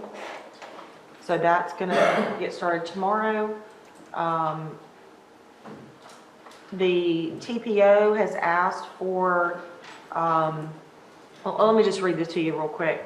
So this came from Rob at the TPO. He says, the TPO will be working with Marion County Procurement on 2 important solicitations for general planning consultants and the 2050 Long-Range Transportation Plan. This first request is for 1 representative of your jurisdiction to serve on the TPO's GPC Consultant Selection Committee, and it goes into, they're looking for a staff member. So considering that Troy is our selected representative for the Technical Advisory Committee for TPO, to me it only makes sense that he would be appointed to serve on that committee, and he has agreed to do that, if that's okay with council. I have been looking into a couple of inquiries that I got, one from Councilwoman Mendoza about training materials for the Planning Commission, some sort of training program. I did look into the American Planning Association does offer what appears to be a very comprehensive training program that we could purchase for $200, and staff would actually, present all these training materials both to the Planning Commission and council. So I'm going to move forward, if that's okay, and go ahead and invest in that and get that going. So the things like quasi-judicial matters and Planning Commission duties and all that are very clearly outlined to both council and staff. But it looks to be a very, very good program. And I just couldn't find anything online right now that anybody's offering for free. Sometimes the Florida League of Cities will do that kind of stuff, but I couldn't find anything. So we are moving on that. The Bike Florida would like to, we talked about the bicycle repair station that we thought that they were going to do at the Blue Run Park during the Boomtown, is it Boomtown? Or Jazz Up? No, the Two Rivers Music Festival event. And that got delayed because I think they could not get the station in time. So they're proposing January 14th as a day for the installation of that, and they want to do some sort of small ceremony, have council and the DCBA come out. So if y'all will mark your calendars, January 14th, and we'll also send you an email just to remind you of that. Oh, that's a Saturday. Yeah, Okay. yeah. And then January 9th, Jim Couillard did confirm with me today that will be the date at 9:30 a.m. for the groundbreaking ceremony at Blue Run Park for the restroom project. So what I sent you before, the January 6th, January 6th. Invite, that's good. I updated it today, sent out saying it was confirmed. And Marion County is going to start making public announcements about that event. So I just want to confirm, Eddie, it's the 6th, not the 9th, It right? is the 6th. I was thinking 9 in the morning and got my Thank you. numbers twisted. And then just a reminder, we are having a special CRA meeting at 5 on Monday to consider some historic preservation grants for facade. Yes, Okay. for facade improvements. Those have already gone before the historic board. Those will be coming to you as the CRA board. So that will meet at 5. And then, yes, we're having a special meeting, special CRA meeting at 5 o'clock. And then the special council meeting at 5:30. That's it for me. Jan, you got anything? No, I have nothing. Okay. Troy? I have no new updates from last Wednesday.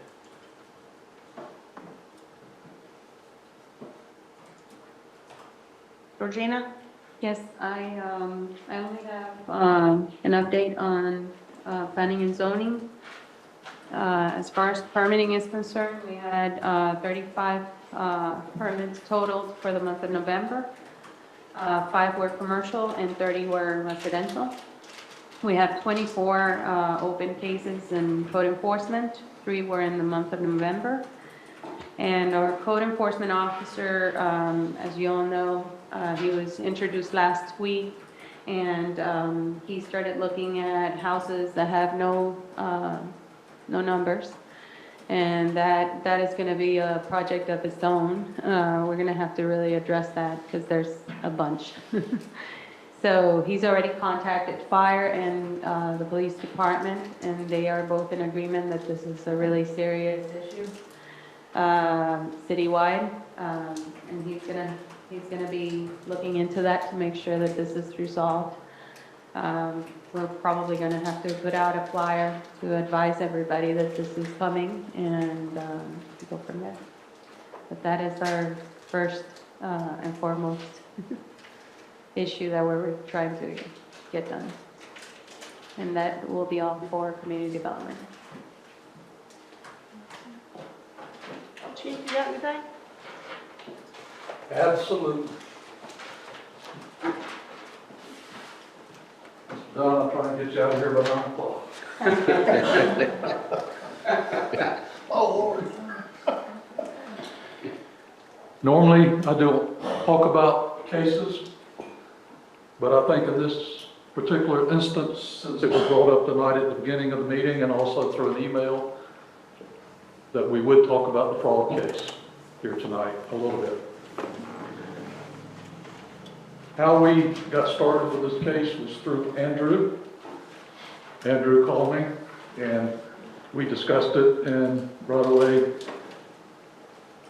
I felt that it was an arrestable offense, and I assigned Corporal Megan Feliciani to the case, and she did a wonderful job. If you read the probable cause that I gave each one of you.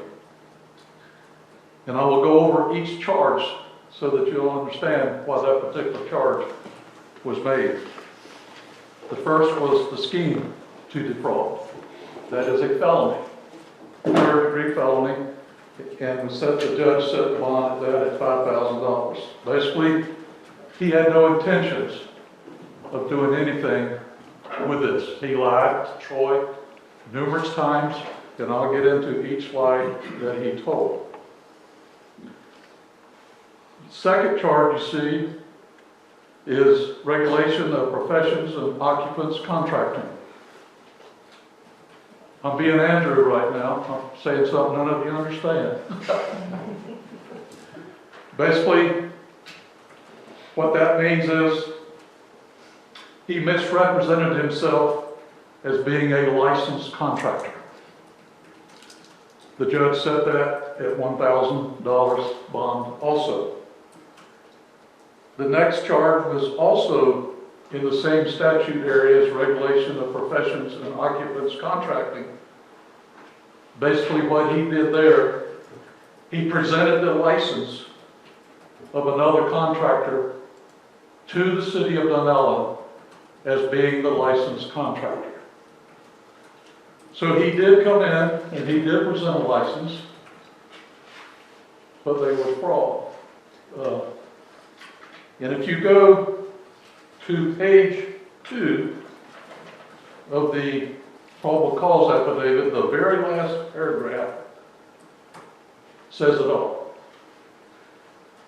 It says, upon review of the facts submitted in this case, this is Corporal Feliciani, I found probable cause that the defendant, in the capacity of a licensed contractor, had advertised himself in such capacity. None of that was true. He also presented a general contractor's license from Affordable Building Products. That was also false. The man never gave him permission to use that license. He is a con artist from the get-go. Since we have presented our case, Polk County also has had him arrested for basically the same charges. Hernando County is also investigating him for the same charges.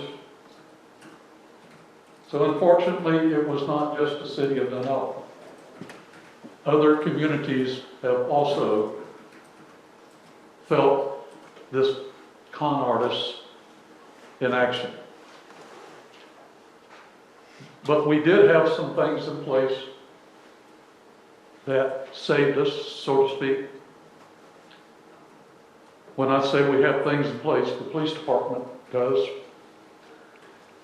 We are, today, I requested that Corporal Feliciani do a follow-up requesting restitution for all that he has done to the city of Dunnellon. By that, we're asking that anything, charges that he may obtain from the state, from the courts, that we get our $11,000 back, number one. Number two, we're requesting the attorney fees from Andrew has submitted for all the work that he has done in this case. Number three, we are also requesting restitution for the cost of doing the investigation. We do this on a lot of cases. A lot of cases we don't get a dime because the people can't pay. Hopefully, if he does not go to prison, which there's the likelihood that he will, that part of whatever he obtains from the justice system will be that we will have restitution. That is our goal for right now. Do we have any questions from the council? Council, any questions for Chief? Yes, Doug? Is there a typical time frame for this kind of thing where it, by the time it goes through the courts and all that? Well, the first thing that happens is speedy trial. Speedy trial means you got to be in court within 60 days. The defendant has the right to waive speedy trial, and he probably will waive speedy trial. So that means then it'd be up to the state attorney and to whatever attorney he has to determine the court dates, the procedures, and all. If he does not request speedy trial, it's over in 60 days. Any other questions? Yeah, I have a question. I believe you said he bailed out on bond, Yes, $12,000. 12,000. Okay, is he being monitored or Well, once he bonds out, the bondsman monitors him. bondsman? Of Yes. course. Yes, the bondsman Right. monitors. He must give $12,000 of some type of value for a bondsman to go and post the 12,000. Thank you. You're welcome. Yes, sir. Following up what Ms. Cubbage just said, then if the guy put up $12,000, he must have had some assets somewhere. He did put up 12,000. Oh, that's right. A bondsman, That's right. yes. Okay. Okay, the bondsman will probably take it out on it, but whatever. The next question, I've read all this, and I know I've talked to Troy about this briefly. I mean, it looks like we tried to follow normal procedures. My question is, you know, this is a terrible incident and we got to deal with it, but how do you prevent something from obviously a fraudster of doing this? How do you get anything better than this? How do we prevent this from happening again? I guess is what I'm trying to get. Well, as you see every day, if you look at your phone, every day you get a phone call from somebody who's saying, my husband is dying, I need money for this.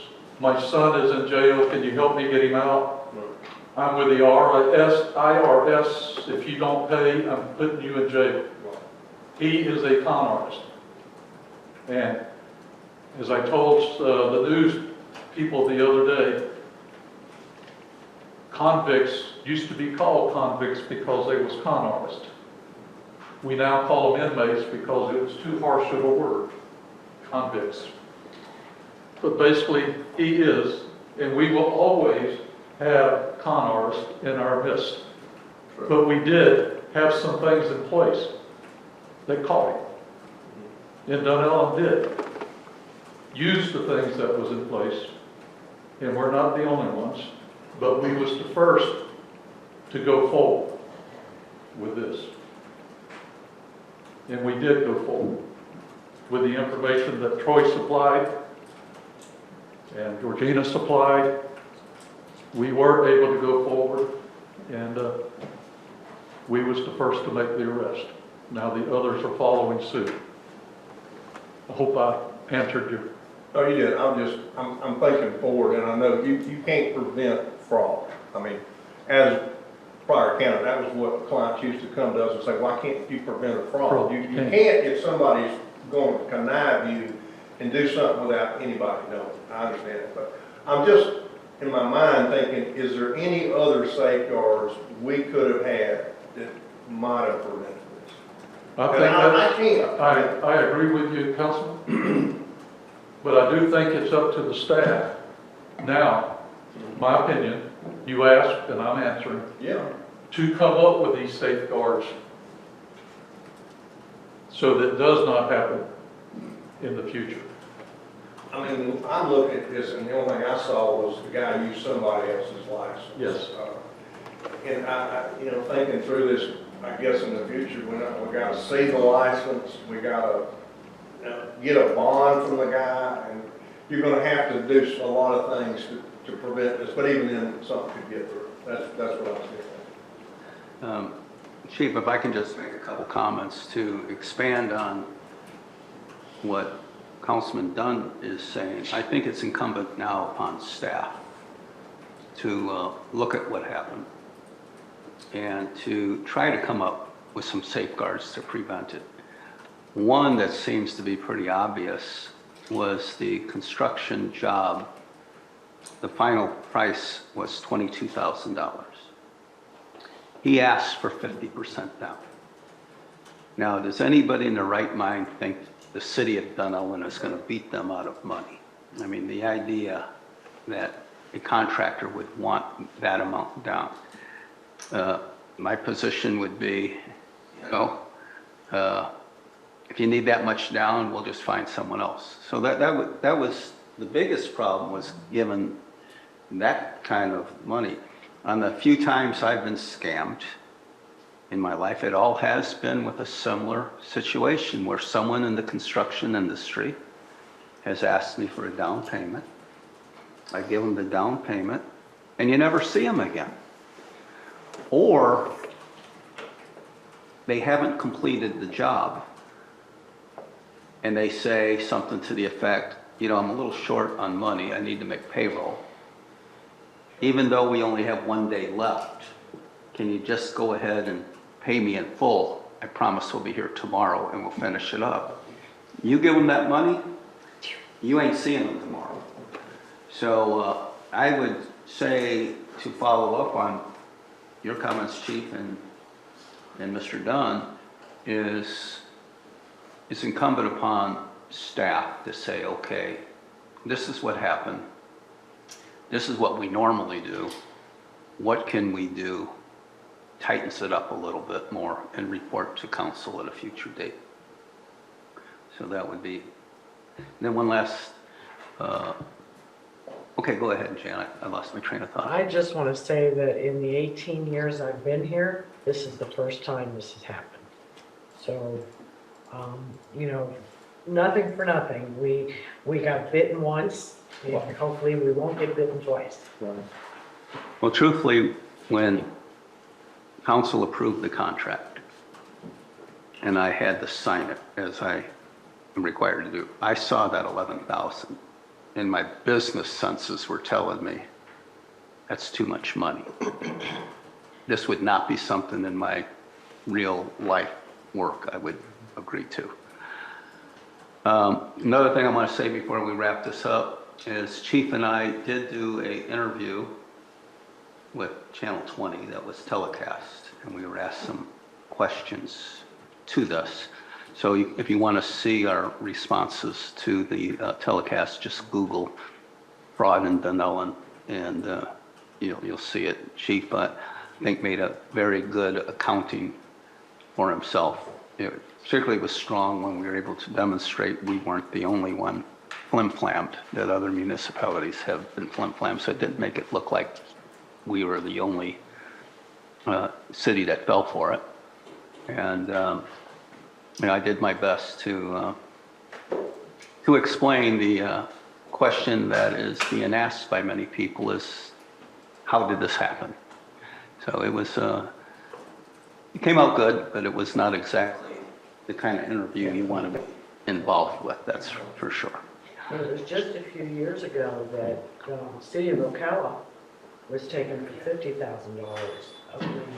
They received a fraudulent invoice that went through multiple approvals, and it was a fraudulent invoice. So you try your best, and you have all the things in place, and hopefully it doesn't happen again. Yeah, we understand. All I think council is asking for is a review and a report back to us in the next month or two, how we're going to do it in the future, particularly how much money we're willing to put up front on a project.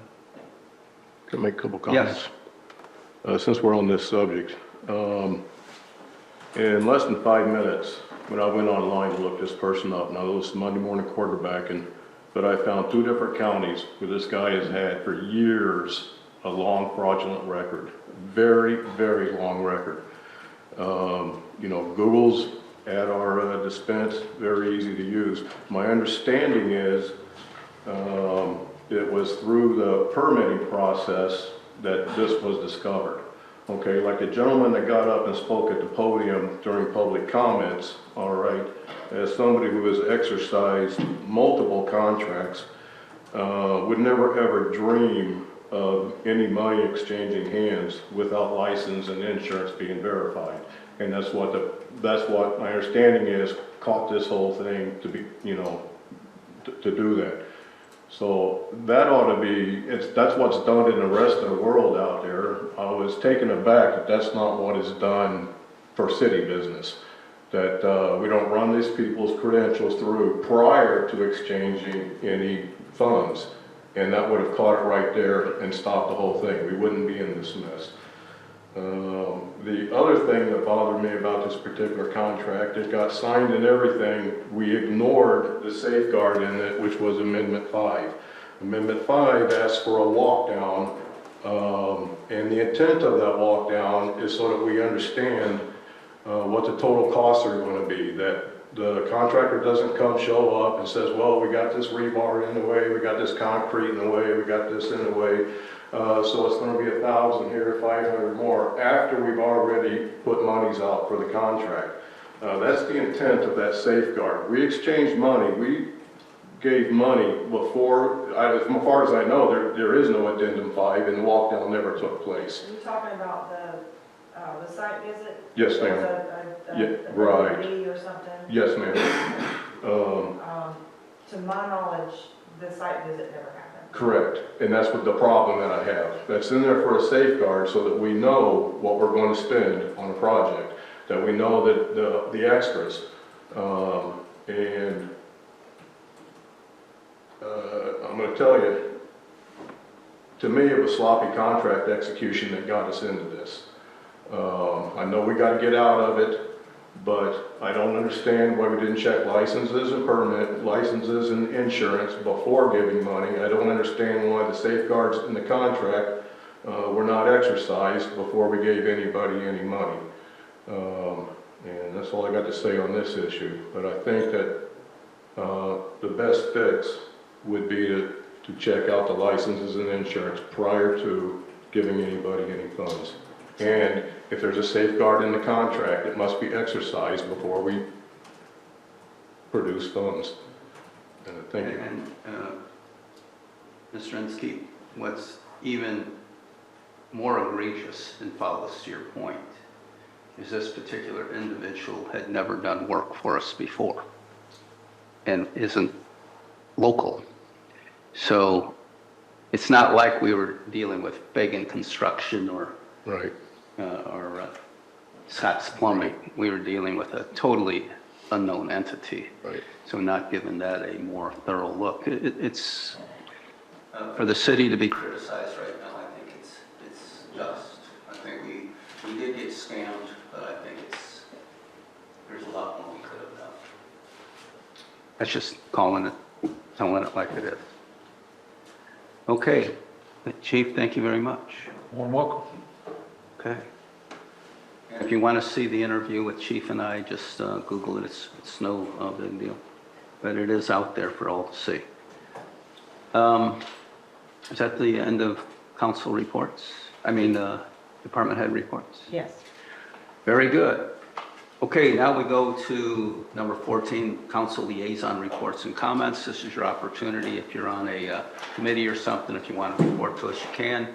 Or if you have any additional comments that you want to go over, this is the time to do it. I usually go down the line. Ms. Covich, do you have anything to address with number 14? Nothing other than background checks are a wonderful thing and they don't cost much. Mayor White and I were both on the racetrack. We had the advantage of, we had to have our health licensed, and the FBI, literally through the Racing Commission, did those background checks for us as employers.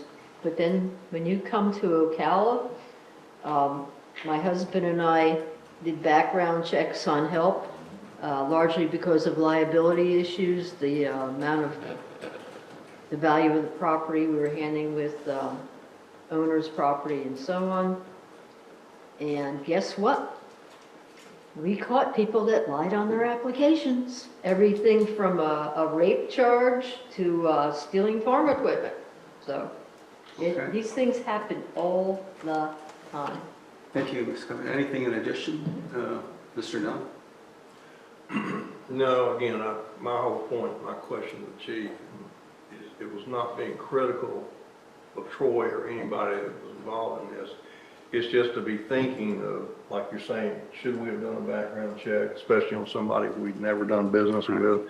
Is there any kind of steps we can just put in there to say, hey, if you're going to do a contract, you got to do 10 things, make sure something's done. Because again, like you said, this happens all the time. We're fortunate here that it is not. But that doesn't mean tomorrow wouldn't happen again. So, I mean, that's my only point, is try to learn from what we've done, not be critical of what happened, but let's figure out how to learn from it. And it is true that council itself shoulders some of the responsibility. It's our lot to ask the right questions. Right. So council approved this with what information staff gave us. If council would have insisted on certain things to be done, it could have been discovered. So I think this is a fumble-rooski on everybody's part. Tim, do you have anything to say? Yeah, Mandy, the planning training, how does that work? Is it computer-based or, okay, so we're buying a program and then any of us can get on and take the training over our computers? The way I understand it, it's more of a program that would be administered by a staff member. Okay, And so we would have a meeting and we would have the program and there's a training video for the trainer, so to speak. So, sure. Whether that was Georgina or myself or Chairwoman DeArville, that person would sort of take the lead in the training.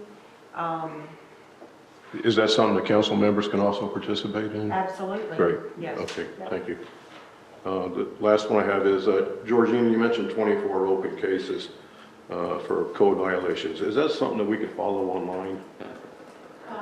We can provide you a list.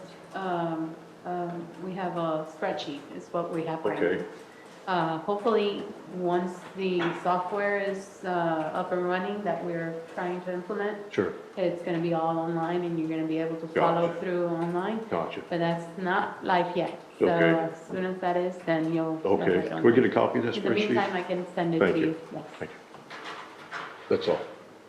Ms. Mendoza? I have nothing, thank You you. have nothing? But I have a few just quick things that I want to share. Is on Palmetto Way, as we speak, a house that has been abandoned for between 5 and 10 years is currently being demolished with the anticipation that the owners are going to build a new house there. So a house that has just sat there actually right next to me. I live next to a house that has trees growing out of the roof. Incredibly, the house is being taken down. So one of the things we talk about is these abandoned buildings. So it looks like we have one less. The boat ramp discussion fees continues to be out there. Council has pretty much notified staff months ago that we were looking at a soft landing actually sometime between the first of the year and April.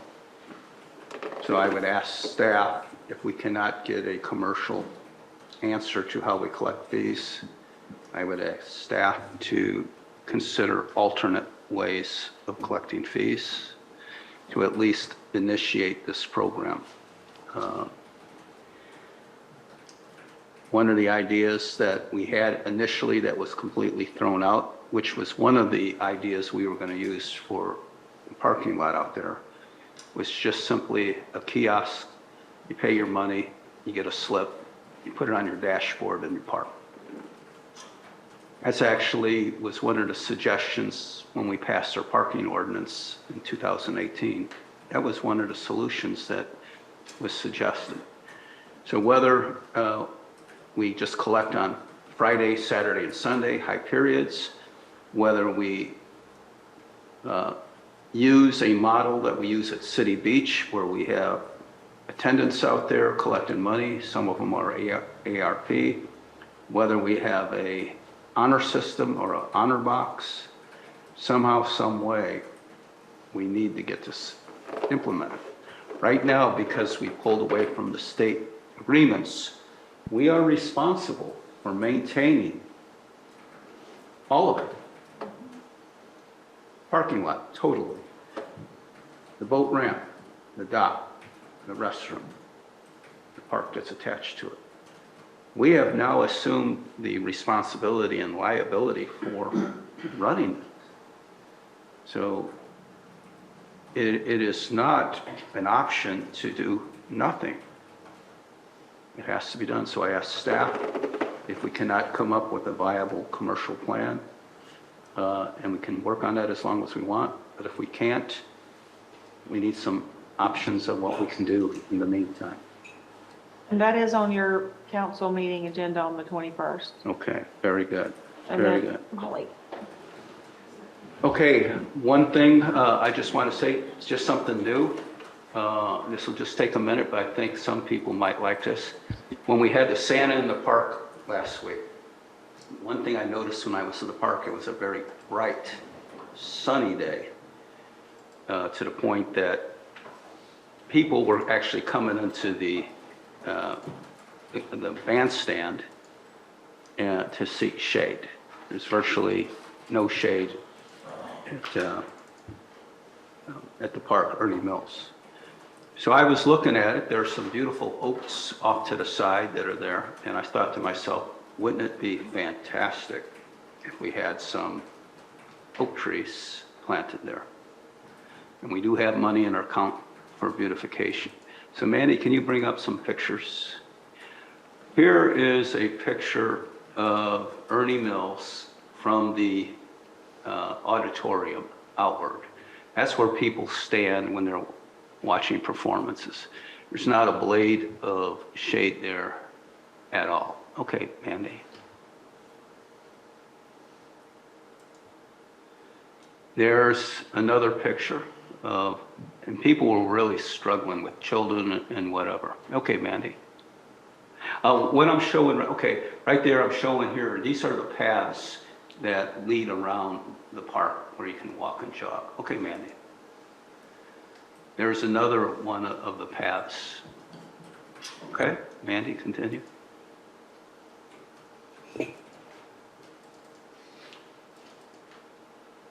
Okay, go to another one.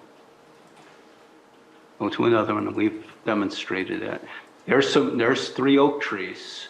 They're probably about 25 years old that are to the left. They're absolutely beautiful. They're right next to the sidewalks. There's very little, if any, root damage to the sidewalks. They're absolutely beautiful native live oak trees, 3 of them right there. But they do you no good if you go underneath them, you can't see the stage. Okay, Mandy.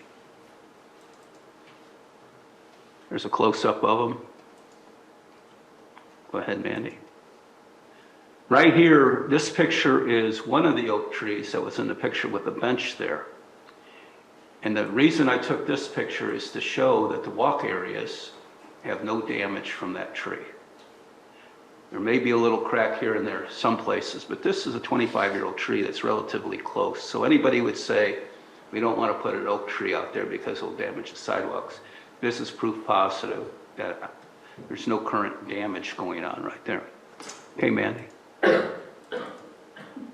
Now, there's a nursery, a commercial nursery that I've actually bought trees from out on 484 and 40. Kathy Dunn and I visited it Saturday. And these are the oak trees that are there. Now they're conical in shape because they've been trimmed that way so the wind doesn't blow them over. Those trees are 14 to 16 foot high, and they're for sale, wholesale price, for $300 a piece. That many. That gives you an idea of me standing next to them, how big the trees are. Just shy of 6 foot, so those trees are double. They have calipers of about 3 to 4 inches. There they are right there. The reason they're in pots, but the reason they're partially in the ground is so they don't blow over. Those trees, those limbs would be out 2 feet all the way around if they weren't purposely cutting them to keep from blowing them. And that's maybe my last picture where I tried to show how big the trees are in comparison to my wife's car. That's right there. Okay? That's it. So what I'm suggesting is we could get 6 of those trees for $300 a piece.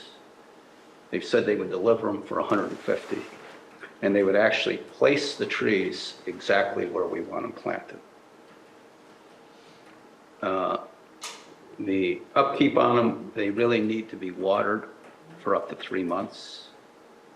But once they're done, you'll have already 12 to 14 foot trees that are probably, will be what those other pictures showed in 10 to 15 years. And they would be, even in the short term, they'd be a nice, aesthetically, the park would look beautiful with them. And we have some shade. We can push them out past, I would suggest, put 3 on one side, 3 on the other, space them 10 or 12 feet away from the sidewalks to prevent the roots, and we'll be good to go. So I'm thinking for less than $2,500, we could have 6 of those oak trees in Ernie Mills Park, and I think it would be a great addition. So I just want to throw that out to you. Yes, What kind of oaks are they? live oak. Actually, if you would research, the laurel oaks grow faster and. Well, these are what are for sale. These are on sale? No, this is what they have that Yeah. we can get for $300 a piece. Was that the nursery that's on the east side of 40, of the interstate, I-75? You go down 484 and you turn on 140th. It's the first road past the airport. Take a left, you go up there about 2 or 3 miles. Kathy Dunn saw him with me, and I've never seen someone who loves trees any more than Kathy Dunn. I still say check out laurel oaks. They grow so much faster. I'll give you an example. Oh, excuse me, we're at the end council comment, right? Yes. So if there's a discussion about it, is that something that would happen now or at a different time? That would be something we would do. I'm just trying to get a gauge. This is how you kick off an idea. So, Okay. right. I can show you some laurel oaks that I planted 14 years ago that are 35 feet high. So now we got to go find laurel oaks.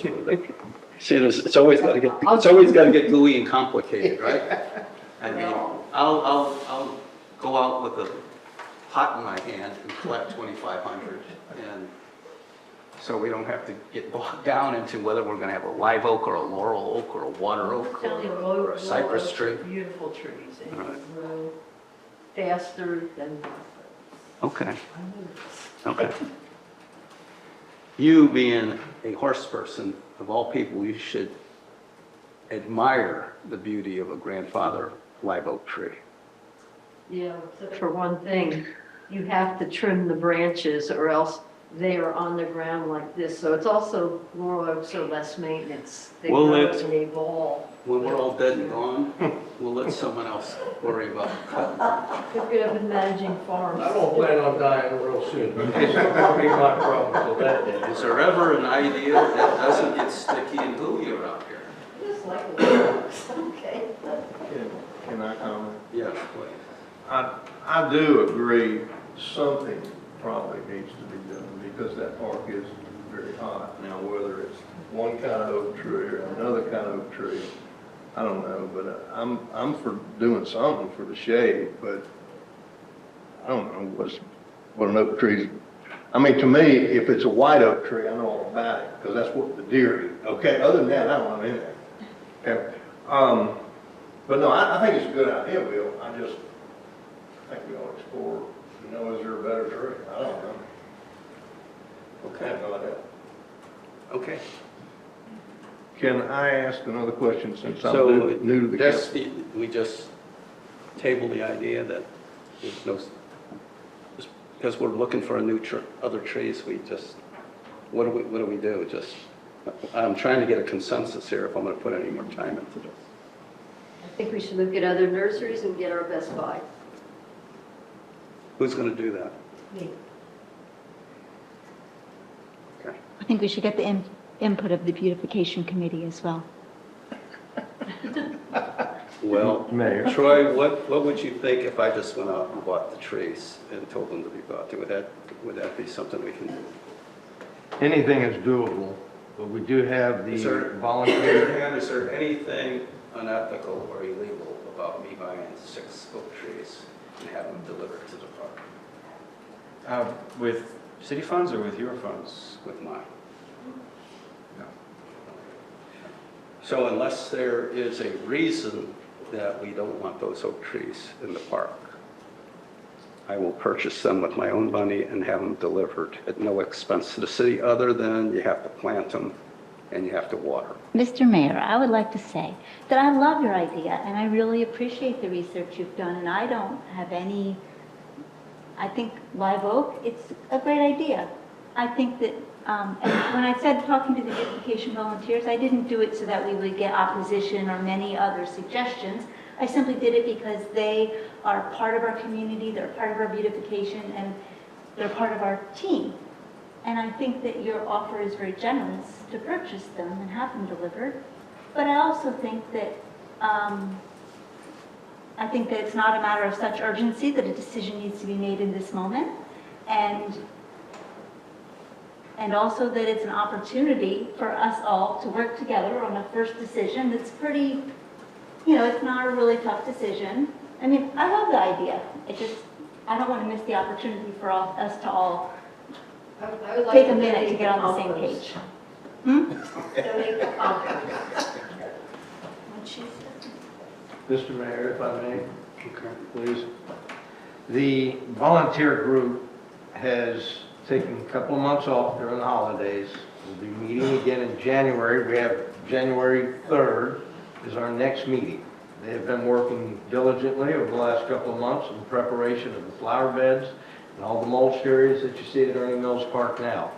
So I will bring to them the concept of adding in the 6 oak trees and let that committee continue to do the research that they're buying a few $1,000s worth of other plants and hedges from for Ernie Mills. Keep it all one project. Please don't buy 6 trees and drop them off and expect me to dig those holes and put them in. I do rely and depend on my volunteer group to help me with that project. So you'll get the trees eventually, but let's not do it overnight. I am trying to take a couple of weeks vacation between now. No one is talking about doing it tomorrow. I'm just trying to get a consensus if council thinks this is something that we should pursue. And right now, Trees are a great it idea. doesn't appear it's something that we want to pursue. No, trees sound like a great idea. The trees sound like a great idea. There is a consensus. Right, right. With Troy's input, with the volunteer program, Kathy's shaking her head, yes.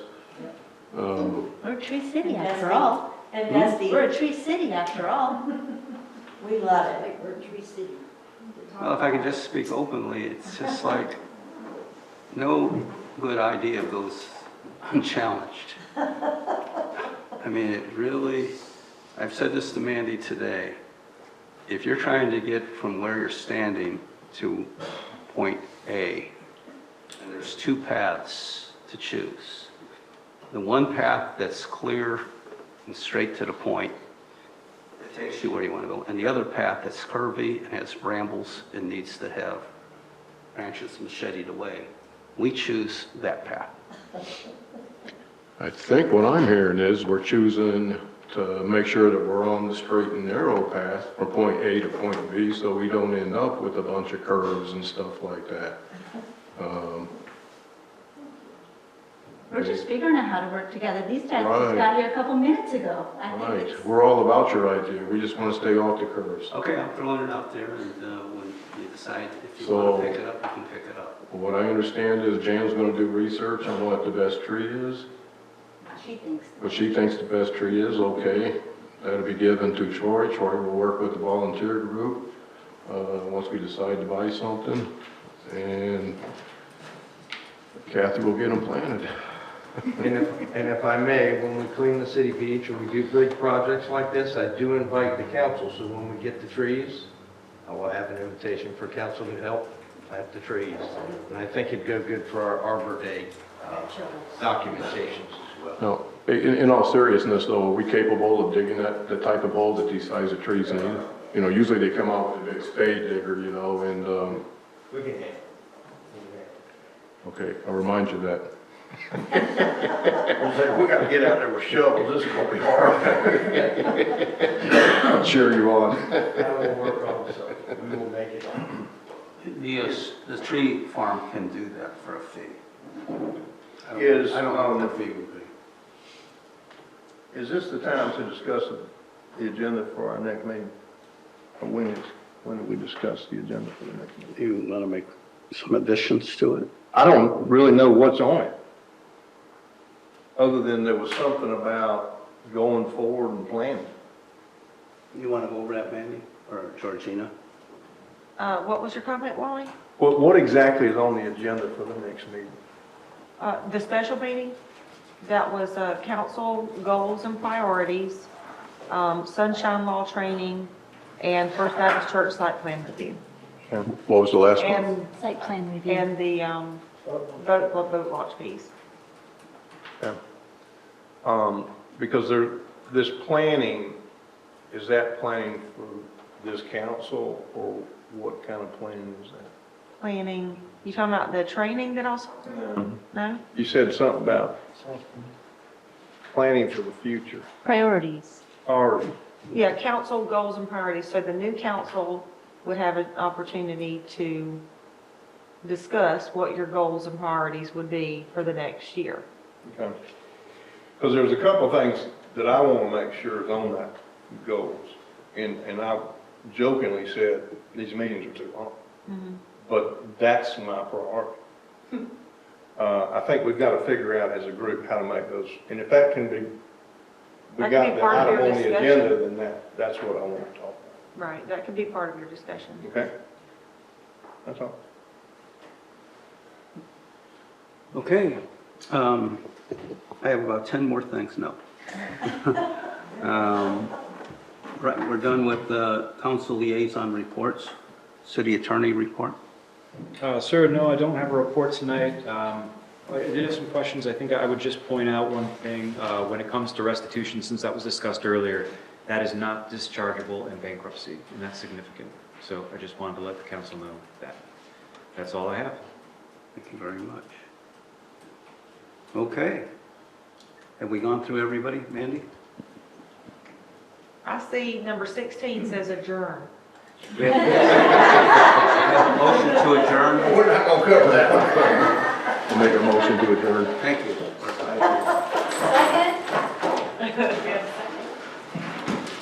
We need a second. Seconded by Julianne. All right. Ask you.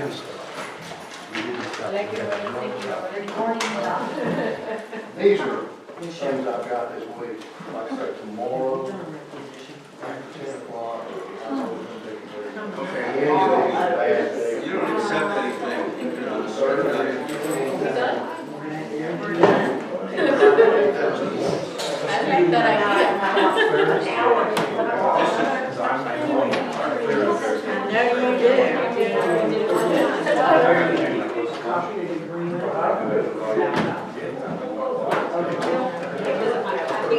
that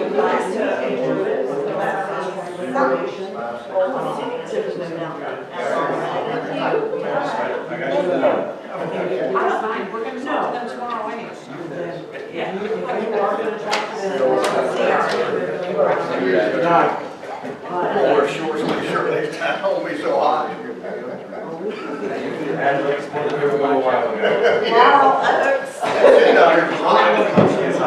know, we do have an arborist in Marion County that asked me to fill out mine, and it was his kid. Yeah, you can take me for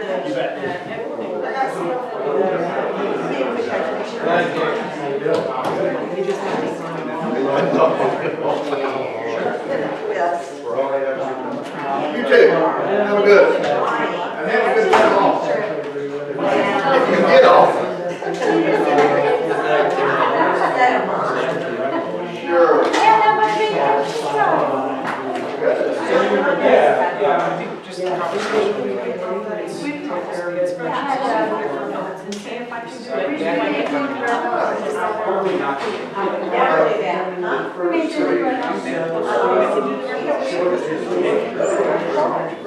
Or I can do the report. Okay. All right, so I'm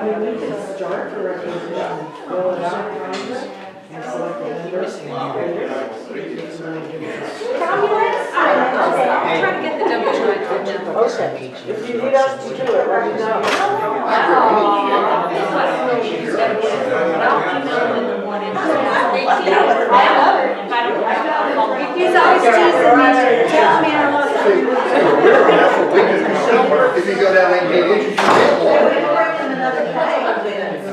Right. I think I need one. Yes, Billy.